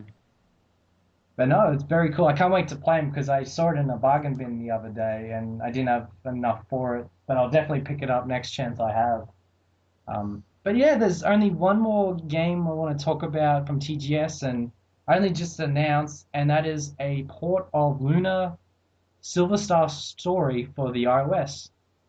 And I was just on my iPad last night about to buy it, but it was pretty late, so I was like, I'll do it some other time. But yeah, I'm pretty excited to pick it up. It's only $7. It's so weird. I played RPGs since, being 6 years old, and I've known about the series for so long, and I have not been able to sit down and play the older versions of it. I actually got to play a demo of the PSP version, and when I played it, I liked it, but The I load times, holy shit. I am a big 16-bit fan, and if there's a 16-bit version of anything, I'd rather play that. Like Mega Man, I was about the first time I got into Mega Man, I got the choice of playing it on the Nintendo or playing the Wily Wars on the Mega Drive, and I'm like, Wily Wars, because I love 16-bit and I enjoyed it. Um, Dragon Quest One, I had the chance of playing, you know, the original NES or playing the remake on the Super Nintendo that had a fan translation. I played the Super Nintendo one. So uh, I just want to work out a way to play the original Sega CD versions. If not, play the PlayStation versions. But yes, I'll probably pick this one up though, just because I mean I don't well I have the Sega CD version only because I got that one about a year and a half ago. But I already had played the PS1 version, and the PSP version looks great and everything, but I just simply can't stand the load times when you're trying to explore. So to me, this would probably be the best version to try out for the portability of it, as yeah, long as the one thing that worries me about RPGs on the iPad is the fact that you have to use the touchscreen. So like just doing simple like grinding in battles, you might have to use the touchscreen because I do believe that they introduce I could be wrong, but they might have like a fast battle system, which they usually put in the most iPad or iOS RPGs. If they don't, though, what worries me is always having to fumble around the iPad screen for random battles, which might become pretty, I don't know, cumbersome after a while. and getting the power cord for when's about. Yeah. Now, I don't have an Apple product yet. And I go back to think, do I have any Apple products? No, I don't. I don't even have an iPhone yet. I've been trying to because, Final Fantasy Dimensions is on there. There's a good chance that Sorcerian will probably get translated to English. And Oh, really? They said that for iPad? um, yeah, Sorcerian's in Japan, and there was tiptoeing whether there's an English version, but the one in Japan has been there for a while now, but you have to fork out $30 for it, which is Mm. crazy because it's just an old school. It's basically a port of Sorcerian, either Sorcerian Forever original on the PC that was released around 97 or 2000, and it's just a port of that. Don't get me wrong, it's incredibly fun, and there's actually For $30? They're charging $30 for that? yeah, it's yeah, I don't know, but there is a leaderboard for that, and I could see myself being very competitive with that game because later on in Sorcerian, your wizards get powerful spells, and when they shoot them, it reminds me of a shmup because the whole game's 2D, and it just gets ridiculous when you have like two spellcasters shooting crazily, and you just see bullets flying on the screen. Yeah, I've been wanting to play the game for a while, but I don't know. I remember watching it and some of the menus just looked like they'd be a little bit too confusing with like equipment and everything like that. So I've been waiting for a chance to play it in English. Strangely enough, there is one version of Sorcerian in English, and it was on the IBM, like back in the early 90s. And do you know who was responsible for localization? It was Sierra. Oh wow. You might want to talk to Metal Jesus if he knows anything. So yeah, that's it for now. So I got a bit of unrelated news to TGS, but that's all the stuff I wanted to cover at TGS. NIS America has announced that they're going to be localizing some games worldwide. Uh, First one, Hyperdimension Neptunia Victory. I'm surprised because apparently I didn't think Neptunia would be a big seller outside of Japan, but it has. I think it's to do with the whole special edition craze. hmm Most people had to get it at launch, and that's it. That's what I'm buying into, especially with Mugen Souls that comes out next month. I mean, because they do these limited editions where you can only get the crazy stuff that comes with it if you pre-order, and I think that's really helping their sales. Because most people are like, "Oh man, I can't wait on it." Because if I wait on it, well, then I miss out on all this stuff. So I think that's a really smart strategy for them. And they should continue doing it because I'll give them my money every time. Yeah, I don't like I said, I'm currently between jobs and I gotta choose my money wisely. so I can't get as much special editions as I can. But it's good to see the YouTube community. I know at least one person I'm subscribed to will get those box sets. So, Yeah, um, the Mugen Souls one looks really cool. It comes with like action figures and like I yeah, think there was some plushie and some shirts and like they went all out on the Well, Mugen Souls one. There's a they give you ton a of stuff. body sponge. Oh yeah, it's one of the little characters in the game. That's right. Yeah. It's like a rabbit or something. Come on, it's a useless. No one's gonna use that, I hope. Like honestly, but as a really unique packing item, I mean, it's different. It's cool. I mean, they're starting to think outside the box in terms of how Japanese perceive their special editions. I mean, come and look at Catherine having a The pair pizza of box. shorts.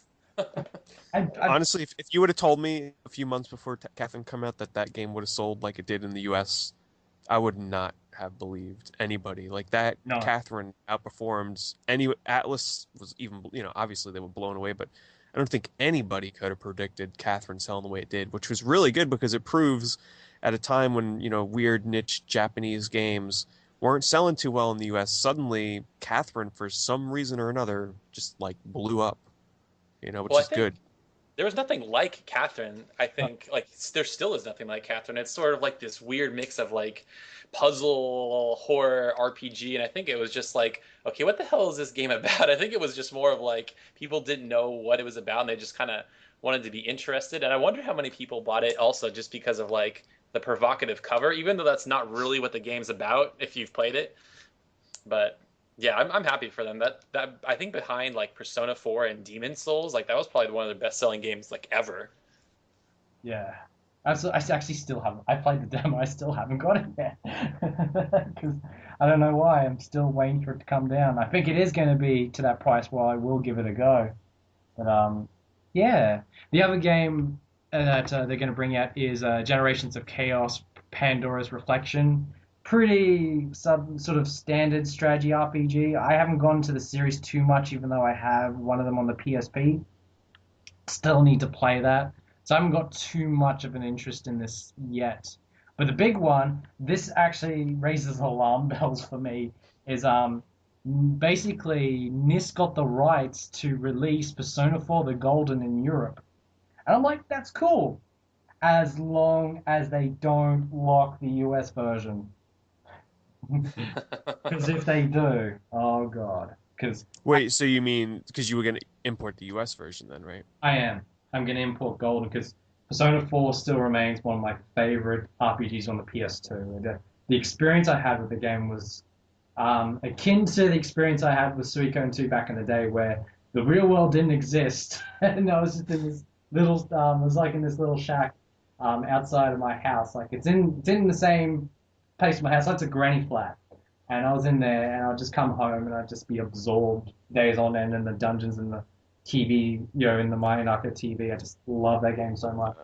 I'll tell you one thing, when I played the Golden when I went to PAX, like it blew me away graphically, like just how clear the character portraits and the menus. I mean, it looked phenomenal. Unfortunately, the demo that they had there was like in town and I couldn't even get into a battle because wherever the person left off was like I couldn't figure out where to go to get into a battle.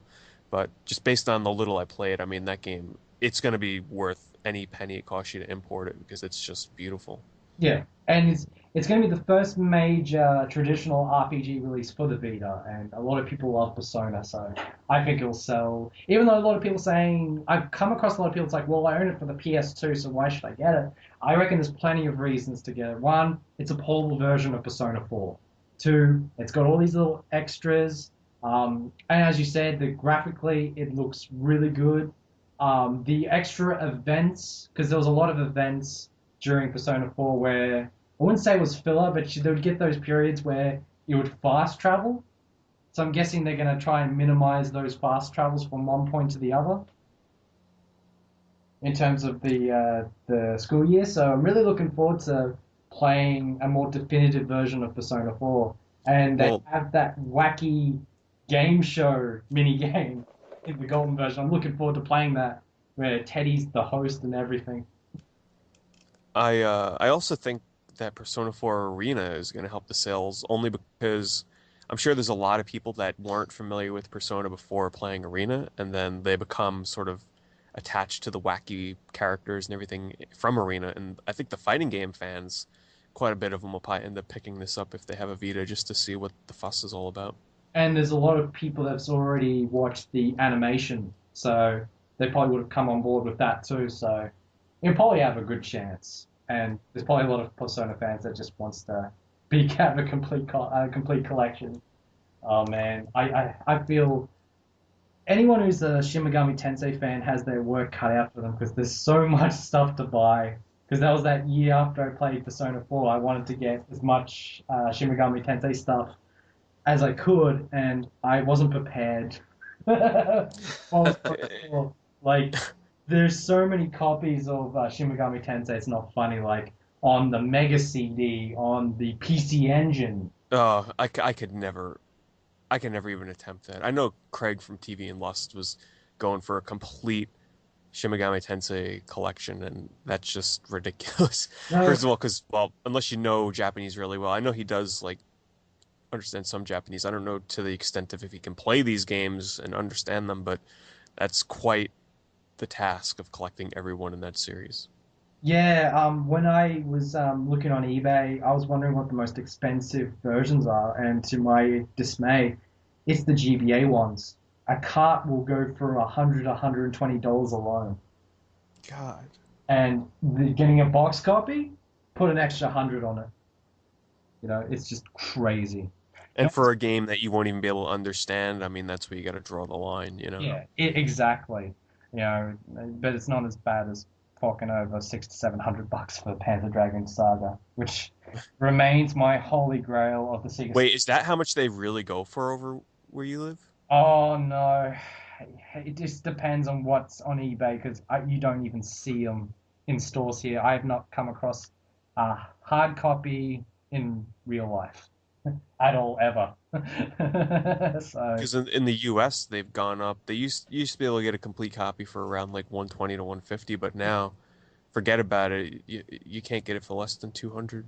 yeah, um, the thing was, what was really funny is when I got those Sega Saturn games off Arrow, it came with Azale, and this is kind of a spoiler for one of my videos, if anyone listens to it, but I popped in Azale, which is the Japanese version of Panzer Dragoon Saga, and there's actually a special region locking program on the disc that detects What? that detects action replays, and if it detects it, it stops the game. So you can't even Wow. play it? Oh my No, God. no, it's just a piece of decoration in my collection.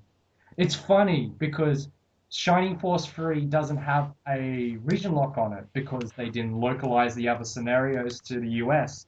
So I'm guessing that's Sega throwing the fans a bone. However, with Panzer Dragoon Saga, they wanted to regulate all their earnings to the different regions, which is just bizarre. Do you think It's one that of those game is games. actually worth? Sorry to cut you off, Pete. Is that game like worth that price though? Is it really that much fun, or is it just sort of like the rarity of it that kind of drives it up? It's funny because I was just about to say that's one of those games where the price warrants the game. Like it's expensive because it's rare, but it's also a game that is worth spending that money on. Like I would go as far as to say it's probably worth you selling like a couple of rare items in your collection that you can do without, just so you can get the game and actually play it. Because I think it's one it's worth $600-700. I don't think so, but 200 to 300. I think I'd say go for it. Yeah. About how long is the game? Like, is it like a pretty lengthy like RPG like grind fest, or is it kind of just like a old like lunar like 20 No, hours? it's not a grind fest yet. It takes people around like 20 to 30 hours to get through it. Three, It's four. not yeah, well all the discs have to do a lot with some of the cutscenes they put in Yeah. there and everything. So Uh, because I know the opening cutscene alone is like 15 minutes. It's pretty damn long. Yeah. I've been really interested in getting more Sega Saturn games. There's so many strategy RPGs on the system that never came outside of Japan. Because people automatically think of Shining Force and probably Mystaria, but there's a lot of great strategy RPGs on that system. There's one that interests me. It's called Wacken Roda, and Yeah. it is a steampunk strategy RPG by Sega. And I really It's like how supposed to be really good. Yeah. yeah, I like how they did the intro. Is a lot of people thought that that intro was done by graphics. I actually did some research and I found out that that intro, what they did is they went to the trouble of making a resin model of the main character, and they just got real film equipment and just basically panned the camera and filmed it. So that's how I could tell the difference that it wasn't polygons or anything. It was just real footage superimposed to the opening.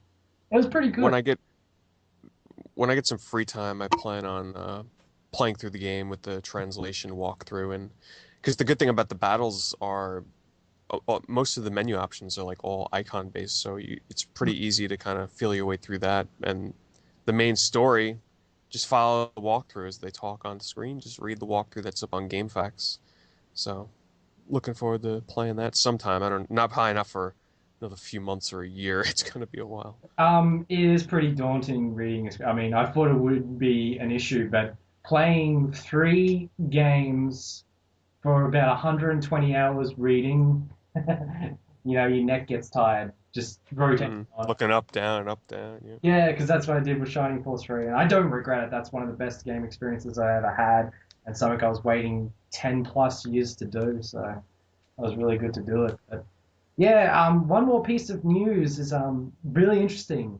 Fire Emblem Awakening is apparently one of the most sold DLC titles of all time. They have made $4.8 million from the DLC alone.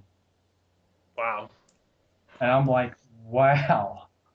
I'm trying to think of another game that's like that. And because it offers a lot of battles and a lot of characters from other games, so it really is DLC for hardcore Fire Emblem fans. And I know I've talked about this with Murugara, and he's downloaded a lot of it already. But I'm trying to think if this is going to happen out west side, because the thing is a lot of the Fire Emblem games never made it outside. So if they were to translate the DLC, a lot of people will probably scratch their heads and go, "Well, who's this?" You know. Whereas me, I've played so many games, I know who all these characters are. I can jump straight into it. I think it's safe to say that's probably gonna remain in Japan, Yeah, unfortunately. yeah. I think the game's definitely coming out, but yeah, the DLC might not. It's like Nintendo is missing so many opportunities with DLC. Like Mario Kart 7, come on. Did they realize how much money they could have made from releasing like a track or two for people to download? Like they need to get on their game with if they, they're doing it with Final Fantasy Theater Rhythm, which I'm sure is probably going pretty well for them because I downloaded a few songs. I know quite a few people that have done so, but Mario Kart 7's like long overdue to get some new tracks in that game because I know most people have moved on from it, but everybody I've talked to, they said, hell, if they release new tracks, they'll get right back on that game. So missed opportunity there. Yeah, absolutely. Well, Tab, I've been going to ask, have you played any of the Fire Emblem games before? that is, I've never really been much of a Nintendo, like, I haven't really bought a lot of the Nintendo consoles, especially the handheld, so I haven't really played those, although I know it's pretty popular. But I think to go what you were saying, P, I think that is like a total like missed opportunity with the DLC thing because like what the idea behind DLC is to extend the life of the games and like you said Mario Kart or a new map Fire Emblem. You would think that more games like that would just be right for DLC. Like even something like Final Fantasy Tactics, like if they were to like keep adding new battles. I know that game's kind of old now, but man, that it seems like that's a no-brainer for those kind of games. Unless Nintendo is taking the approach of instead of releasing DLC, they'll just wait until they release Mario Kart 8, and then they figure, hell, we'll make $40 all over again on a new handful of tracks. Who knows what they're thinking? Exactly. Alrighty, and that's pretty much it. I've actually got a question to ask both of you before we end this episode is, what was the number one game or sequel that you would have liked to be announced at this year's TGS? Oh, I know what that is. I'll say Dark Cloud 3. Ah, That'd you been stole really mine, nice. damn it. Good choice, good choice. I don't know, like I will admit I am in the very small minority here of people that prefer Dark Cloud 1 over Dark Cloud 2. I know. I've tried playing Dark Cloud 2 2 times now, but it doesn't capture the magic of Dark Cloud 1 for me. But I mean, we got a little taste of it with White Knight Chronicles with the town building and everything, but Yeah. man, just to have a new Dark Cloud game that goes back to its roots, doesn't like include any kind of stupid like motion controls or anything like that. Or I mean, give us motion controls. I don't care. Just give us a new Dark Cloud game. It would sell really well because that series has gotten quite the fan base over the Yes. years. So if they brought out a new one, I mean that million seller right there because the first one, right? Wasn't that a greatest hits? Oh yeah, that game I'm sold pretty really sure. well here. Yeah. I Dark Cloud is actually the one game I've spent the most hours in a single gameplay. I'm not one of those people that overplays, like I'm not those crazy online gamers that plays for 48 hours straight. However, for Dark Cloud 1, I actually played it for 24 hours. Because it got, That 24 hours straight when you got it? yes, because I just got my PS2 and I was looking forward to playing a next gen RPG, and it was, and I'm like, oh, I just didn't get off it. Dark Cloud 1 is the only game that has ever possessed me to set my alarm clock earlier to get me up when I was in high school to wake up earlier so I can play that game before I went to school. Like no other game ever made me do that, and it's one of the few games that like even drove me to create a fan site for it before it even came out, and got me banned on GameFAQs because of advertising it on there to get people Uh, to go visit the site. And then Whoops. I wrote CJC, who at the time was, or I think until he sold the rights to GameSpot, but I wrote the owner of GameFAQs like asking him to unban me, and he did. And then I got banned again eventually for advertising another website of mine or something, which is used to be strictly forbidden on there. But yeah, Dark Cloud 1, man, that game it's hard to say if it's aged well. I haven't played it recently, like all the way through. I'd be interested to hear what people's thoughts are that, just picked up the game today for the first time and went through it, you well, know. it, I've always been a gamer nearly all my life, but I didn't become a hardcore collector until around 2007, 2008. And I actually owned both games, but I was struggling to get new games, so I ended up selling them. And it wasn't until I got copies this year from Arrow, and I felt so good when I got these copies. Even though the back cover is completely in Dutch and all that I don't care. It's good to have them back because they both have English in the games. And what's really funny is like I don't think I like one over the other. I think they both are equally good. The problem that I had with Dark Chronicle is it had a notorious level 5 glitch to its maximum. And if people want to know what that is most level 5 games over here freeze. And the thing about Dark Chronicles, Dark Cloud 2 is that is not a game you want to freeze because you lose so much because you can only save at a certain part. And ah man, there was one dungeon I must have done it about 20 times because it just keeps Wow. freezing and freezing, and it just frustrates me. So that's the only negative part I've got about Dark Chronicles. But I really like the item crafting system. I think it's just one of the best in the games, and it's one of those games where I see with roguelikes and games that have random generating dungeons. I play them for a certain period, but Dark Cloud was one of those games I didn't care. I just kept playing, and the geo system was so fun, recreating the town in your own image. You know, I'm with you. I would have liked to see Level 5 make a new Dark Cloud. Go back to what made them, you know, brought themselves out to the gaming market. It actually was on my list of what games I'd like to see on the Vita. I'd like to see Dark Cloud 3 or either on the PS3 or the Vita. And one thing I've brought up is most of the games that are coming out for these HD collections are not long games. They are reasonably amount, like Devil May Cry collection, Jack and Daxter. They're not like long games. However, Japan has announced the Yakuza 1 and 2 edition, and they are pretty lengthy games depending on the content. So it sort of gives hope that they might be able to do an RPG compilation pack on a Blu-ray disc. And if that's Hmm. the case, to the impossible to see Dark Cloud 1 and 2 HD collection. With Oh, I I get don't think that in a that's second. that I think is a pretty high possibility, to be honest, you know, because they've been pumping out these HD compilations like crazy lately, and hell, I know if they can do Eco Shadow the Colossus, they could do a Dark Cloud collection. There's only one thing that can stop that is that Dark Cloud's actually available on PS2 Classics on PSN in Japan. Whether they just decide to res that, but it seems to me that the games they won't put on a HD collection, they're just going to put on PS2 Classics. So hopefully I'm not reading that wrong, and they consider it. But oh yeah, by the way, Japan's getting so many great PS2 games on their PSN. It's not funny. Like the first game that was released was Dragon Force, like the PS2 Sega Ages remix, and I'm like, if only games like that came on the PSN, I'd be more frequent, you know.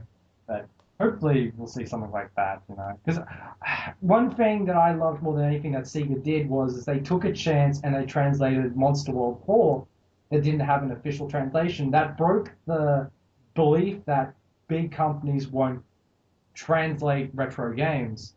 And I'm hoping that other companies will take the time out to re-release some of their hidden gems never before seen the light of day. I would love to see that.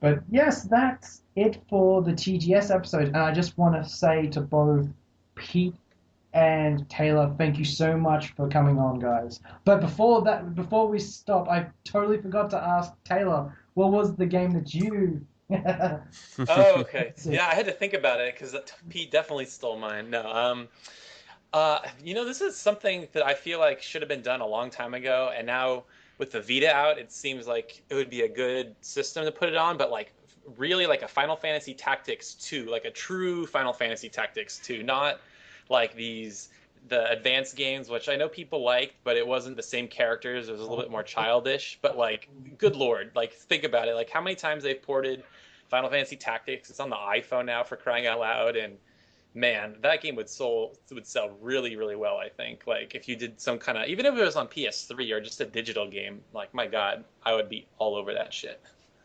You opened a can of worms there. I like Final Fantasy Tactics, as in Final Fantasy Tactics War of the Lions.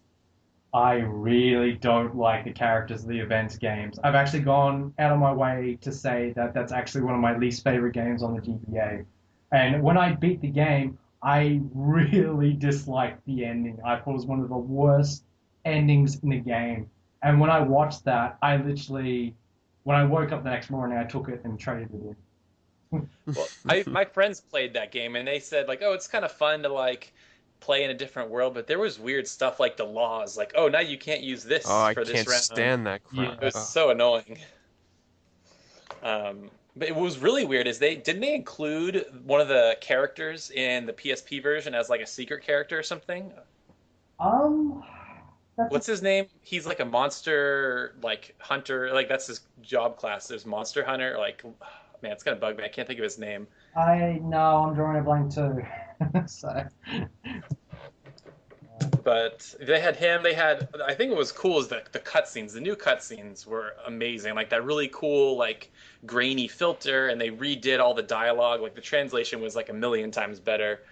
Um, but God, like that would be something I would be all over because me and my friends still play that game. That game's got great replay value, and I think it still holds up really well. Like how many years later, and Square Enix doesn't seem to give it any love or any love to some of the old series that people want sequels to. Like I don't know, but another just like quick tidbit is they apparently announced that at TGS that Gravity Rush won Game of the Year, and the guy's like, "Oh, I'll make sure I work hard on the sequel." So there's probably going to be a sequel for that game for anybody that's interested in that. cool. I played the demo of that and I was quite impressed. I actually might pick that up when around a week or 2 weeks from now, I'm getting my Vita. I'm going to be getting eCell Setter sent from FedEx, and I think 2 days after that, I'm getting my Vita. And then Nice. I'm probably not going to exist on the internet until I probably will be on probably just to ask Muruguru for some things, but I kind of specifically asked no one spoil the story. Like I'm spoiling myself visually, but I want to wait till the translation to see how it's translated because that's how I play every Falcom game. Like I played East 2 1 and 2 Chronicles in Japanese, and I loved it. Then I played the English version. I loved the effort that they put into the localization. It was a really good script, and that just gave me another reason to play the game. So that's probably what's going to happen. Quickly for me, I desperately want to see a high definition, cell shaded Suikoden game along the same lines as Suikoden 5 released on the PS3. I think it'd be fantastic. But this is the awful truth. That series, it sells decent in Japan. However, in the US, it's never made its quota, ever. And it's so weird because Suikoden 2 is the greatest game ever made, in my opinion. It's just Like that game is amazing, and I don't know why they don't put that on the PS2 or the PS1 Classic store. Like that seems like a no-brainer since the first one's on there, and get more people to play it. we Because they'd probably have collectors showing up at their doors with guns getting ready to kill them. I spent $300 box, $400, and you. that's why I'm so fortunate to have my township's video store copy. Got that for $20. Oh, that's a steal. Like I You're saw just that. robbing them.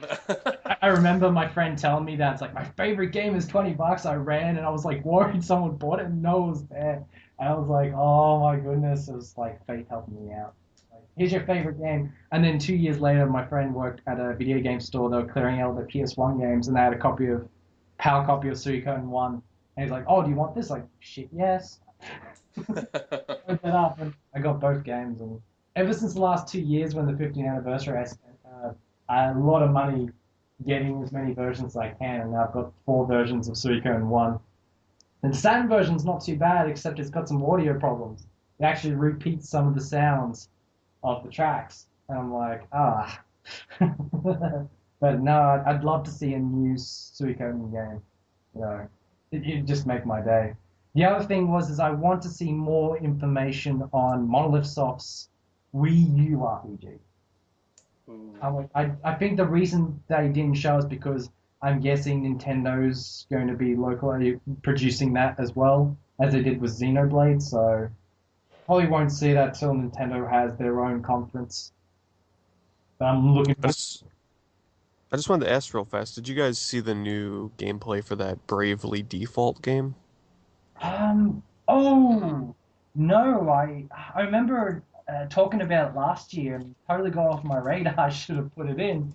Um, Yeah, I not think they showed a new trailer off at Tokyo Game Show, and my God, does that game look pretty awesome. Like, this is for fans of classic Final Fantasy games with job change system. I mean, it looks like it could be called Final Fantasy. Let's just say they put Final Fantasy 15 on a portable. Like, they could name this game Final Fantasy 15 and people would totally buy into it and believe it. Yeah, a lot of people Really? have been giving the tag that this is Final Fantasy IV Heroes of Light 2, which is made by the same team, so that's understandable. But I totally forgot about that. That should have been on my list. It's funny, when I was scanning through all the RPGs, that I must have missed that. Oh well. I'll Wow. definitely Yeah. watch the trailer after I finish up here. And now we can finish up. Again, thank you so much, guys, for coming on. I definitely wanted you both to be on Rpgibberish for a long time now, so thank you very much for coming on. Yeah, thanks for having me on. It was fun. And Yeah, appreciate it. It was fun. just before you go, plug both your channels or anywhere that you talk about games. You can find me on youtube.com/Pete Dorr, and the best way to get in contact with me is just send me a message on Facebook. Not my fan page, but my regular profile page. Send me a message on there. And I'm also part of the All Gen Gamers podcast at allgengamers.com. Which is an awesome podcast. And yeah, you can find my videos at youtube.com/thegaming-shelf, and I also put my videos are on Blistered Thumbs, and if I'm lucky, they'll put it on That Guy with the Glasses. And I recently got put on Gamster's site, so yeah, you can find me all over the place. Awesome. Awesome. Thank you guys so much, and that does it. Listeners, comment down below. Tell us what your favorite games of TGS were and what you would have liked to, have announced at TGS. So that's it for now. Peace out and have a good day. The end of the game. Now, I haven't finished the game yet, but what did you guys when given the opportunity to grind in that game, which might be my only complaints with it. I mean, it's not really a complaint, but it's something I'm not really totally sure on if I like or not, where, you can stay in the same area and keep on grinding the same enemies over and over. Did you actually like that feature, or like what are your thoughts on how you level up in that game? If it was done slower, probably, but I found it super fast. I don't know why. And like some RPGs, there is a cap for certain areas. Like you can't exceed a certain level because the value of the enemies decreases as you go up in level. So it gets to that point where they only give you like one EXP. And it happens in a blink of an eye, so I think that's why it's acceptable. Had it been a bit longer, I wouldn't have been appreciating the fact I was in that one area. I didn't think the grinding was really that necessary. I thought the game was kind of easy for the most part. Like half the time I didn't use strategy. I just kind of ran in all gung ho and everything seemed to kind of work out because you can, even when you die, you can revive yourself. I think you have like 5 or 6 lives each or something like that. Yeah. I did it a few times. Like it's the part, there's those little portals, right, where you can keep summoning guys. Is that what you're talking Right. about? Yeah. Yeah. Yeah, I only did that a few times just because I didn't know what it was. But after that, I was just like, there's no need to grind.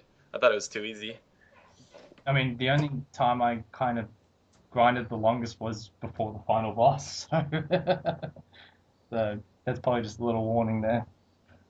But alrighty, didn't expect a really good talk about the last story. you know, really Tangents, yeah. tangents. Yeah. Alrighty, so let's get into the TGS discussion. The first game I want to talk about is a game I'm really interested on the 3DS, and that is Fantasy Life by Level 5. Now, this game looks really good. I can't help but feel this is Level 5's attempt to replicate a Dragon Quest 9 experience, but with more simulation. It looks like when I watched gameplay, it reminded me exactly of that Dragon Quest 9, but mixed with like Animal Crossing and like Harvest Moon in some ways from what I saw. Yeah, Hmm. that's perfect. I couldn't have explained it better.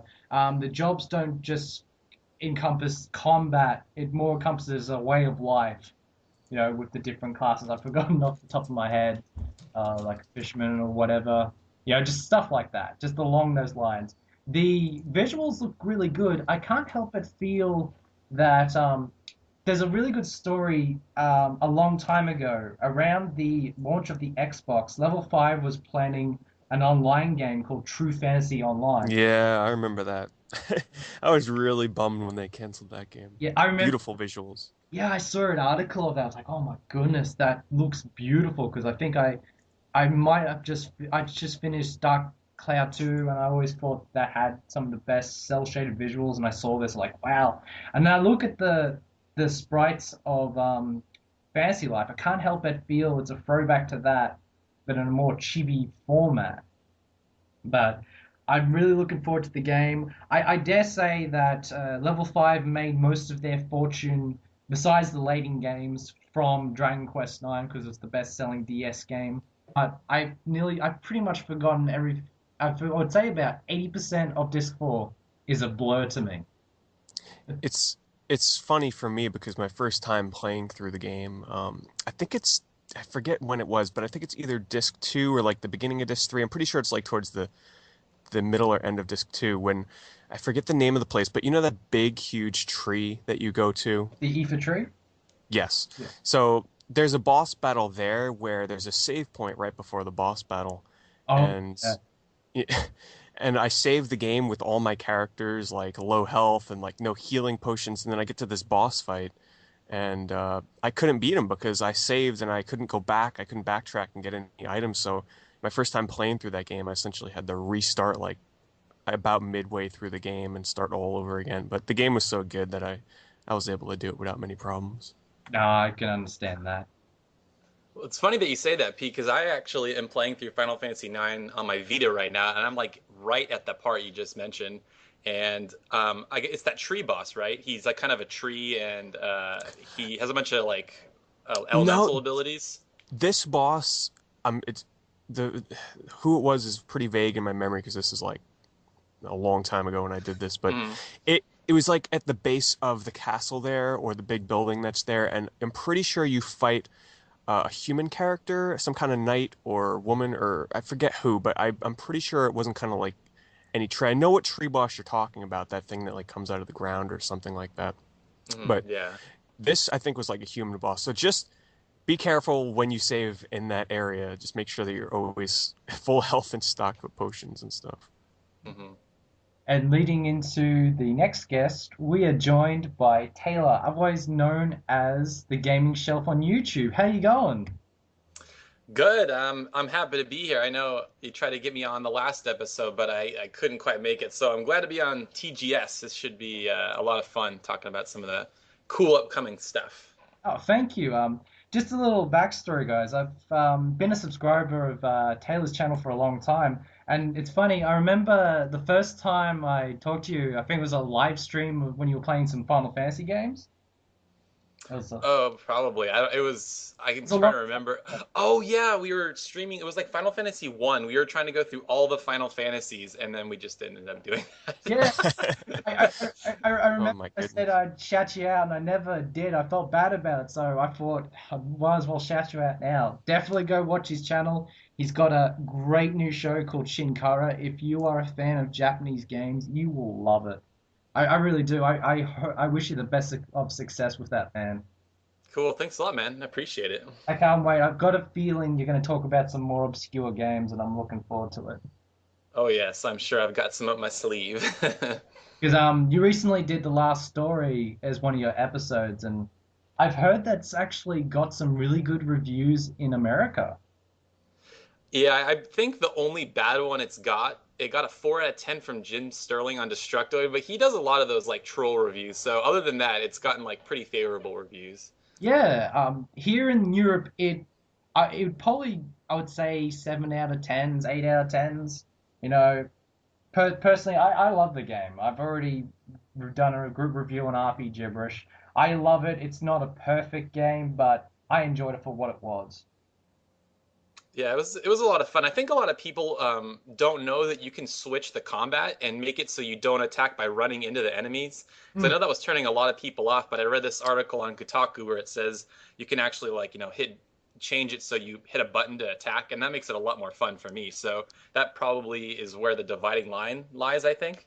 Yeah, I They mentioned that in the tutorial, like when you first start playing at the beginning of the game, and they mention it very passively, so I imagine a lot of people kind of skipped over. But unlike you, Yeah. I tried switching to the button mode, and I didn't like it. Like I just loved the free-flowing combat of just pushing in the direction of the enemies. So I'd be interested to know exactly how many people that know about that feature actually switch over to using buttons. Well, yeah, let me ask you about this, Pete. Like, I know on the original ease ports for PSP, that's how you attack, right? You run into the enemies. Is it deeper than that, or is there more to it than that, or is it basic, kind of like the ease titles, or? It's still, I mean, from what when you start playing at the beginning and you just run into enemies, it doesn't really get much more advanced than that. So it's I don't know, I just liked how it felt. I think, if it was different where it didn't always go to the enemy that you want to target, then maybe I'd switch over to a different way to attack or something. But I don't know, it just seemed to work for me. But yeah, in terms of moving around and attacking the enemies, it never got more advanced than what it was like in the tutorial phase. with East, there is actually a bit more strategy to the bumping into the enemies because I've played like about 6 different versions of the game. Um, Basically, I didn't really notice it when I grew up playing East, but it wasn't until playing all these different versions I found out there's a strategy and a mathematical equation to the game. Basically, if you hit the enemy front on, you're going to take damage. You're supposed to hit them on the side like you're side swiping them, and if you attack them on the back, you get maximum damage. And it goes by what Adol's level is, his armor, etc., etc. Huh, interesting. I did not know I that. didn't know. I didn't know until I played the game so many times. It just worked out. So no, it was cool. But with it seems to be a trend with especially the Wii RPGs, the auto battle. with Xenoblade, it kind of has that MMO feel. So with the last story, I don't know, it feels a bit different with their auto battle. It's more like Pete said, it's more free flowing, I think. But it's a difference between if you're an old school fan that likes the old action RPGs and you want to press a button, or you just want to experience something new and just let the combat play itself, really. I mean, it Mm. can feel at times like the game is playing itself when you just are holding down the joystick for the most part. That's why at the beginning of last story, I was a little worried because it was pretty easy in my opinion. I didn't see much strategy to it, and it's not until later on when they start introducing more of like the crazy combinations of enemy combinations that they give you, and you really have to start planning out the battles more. But before then, I was a little worried because the game was a little basic for me. I don't know It about you guys. it was weird. I actually used strategy more at the start of the game than towards the end. I don't know. It's just the environments at the start of the game presented more strategic choices than towards the in Japan, and I think they just want to replicate sales, with another great RPG like that. Really thing I'm looking forward to. The soundtrack is done by Nobuo Uematsu, so Oh man, that's sold. sold. Yeah, that was me. I was like, oh yes. So it So seems like they're bringing in like the big gun because I know the logo for the game, the artwork is done by Yoshitaka Amano, yeah, and I'm so I'm actually pretty excited yet worried because I'm gonna go to New York Comic Con this year and he's gonna be there for in the U.S. Ooh. like a very rare occurrence of him actually coming here, and he's gonna be doing a panel on Friday, but I only have a ticket for Saturday. But supposedly he's going to be there on Saturday as well. But they're very vague on a signing that he's supposed to be doing. So I got to find out exactly when that is and how long the line will be and what I'll bring to get him to sign. I'm trying to think, God, what would I bring? Like, what would you guys bring if you had the opportunity to get one thing signed by him? What would you bring? for me, it would be a piece of FF4 artwork because that's probably my favorite of all his designs. Like I really like Paladin Cecil he did and Kane and Golbez. That'd be one of those. Yeah, I don't have a lot of artwork. I'd probably take like an instruction manual out of like one of my original Final Fantasy games that's like still in really good condition or something like that, probably. Yeah, well, the piece of artwork for me is in one of my Final Fantasy Ultimatums, so if anything, I get him to sign that. But like you, I'd probably get to sign the manual because that's what I did for when I went to see Distant Worlds and I met Nobuo Uematsu. I actually don't have the Final Fantasy VII OST, so and I didn't want him to sign the jewel case because there was a good chance that it was going to get scraped off. So I just pulled out my manual and we signed that. See, when I went to PAX this year, they were giving away the 25th anniversary Final Fantasy posters with a little bit of artwork from every like main character from Amano on the poster. So I'm thinking of bringing that with me. I'm not sure. Either that or I'd buy. It's unfortunate that they're coming out with a new art book from him called The Sky. I think the Art of Final Fantasy they're calling it, and that comes out like a couple of days after Comic Con, so that doesn't quite work Oh, out. Oh Yeah, man. that but poster that's sounds even if I can. perfect. Yeah, I'm probably gonna bring the poster. It's at Metal Jesus Rock's house right now though, because I couldn't bring it back with me on the plane, so I gotta get him to ship it over to me. My biggest problem though is, that's something I'd have to get framed, and I don't know. These days, I just don't have anywhere to put a framed poster, so we'll see, maybe.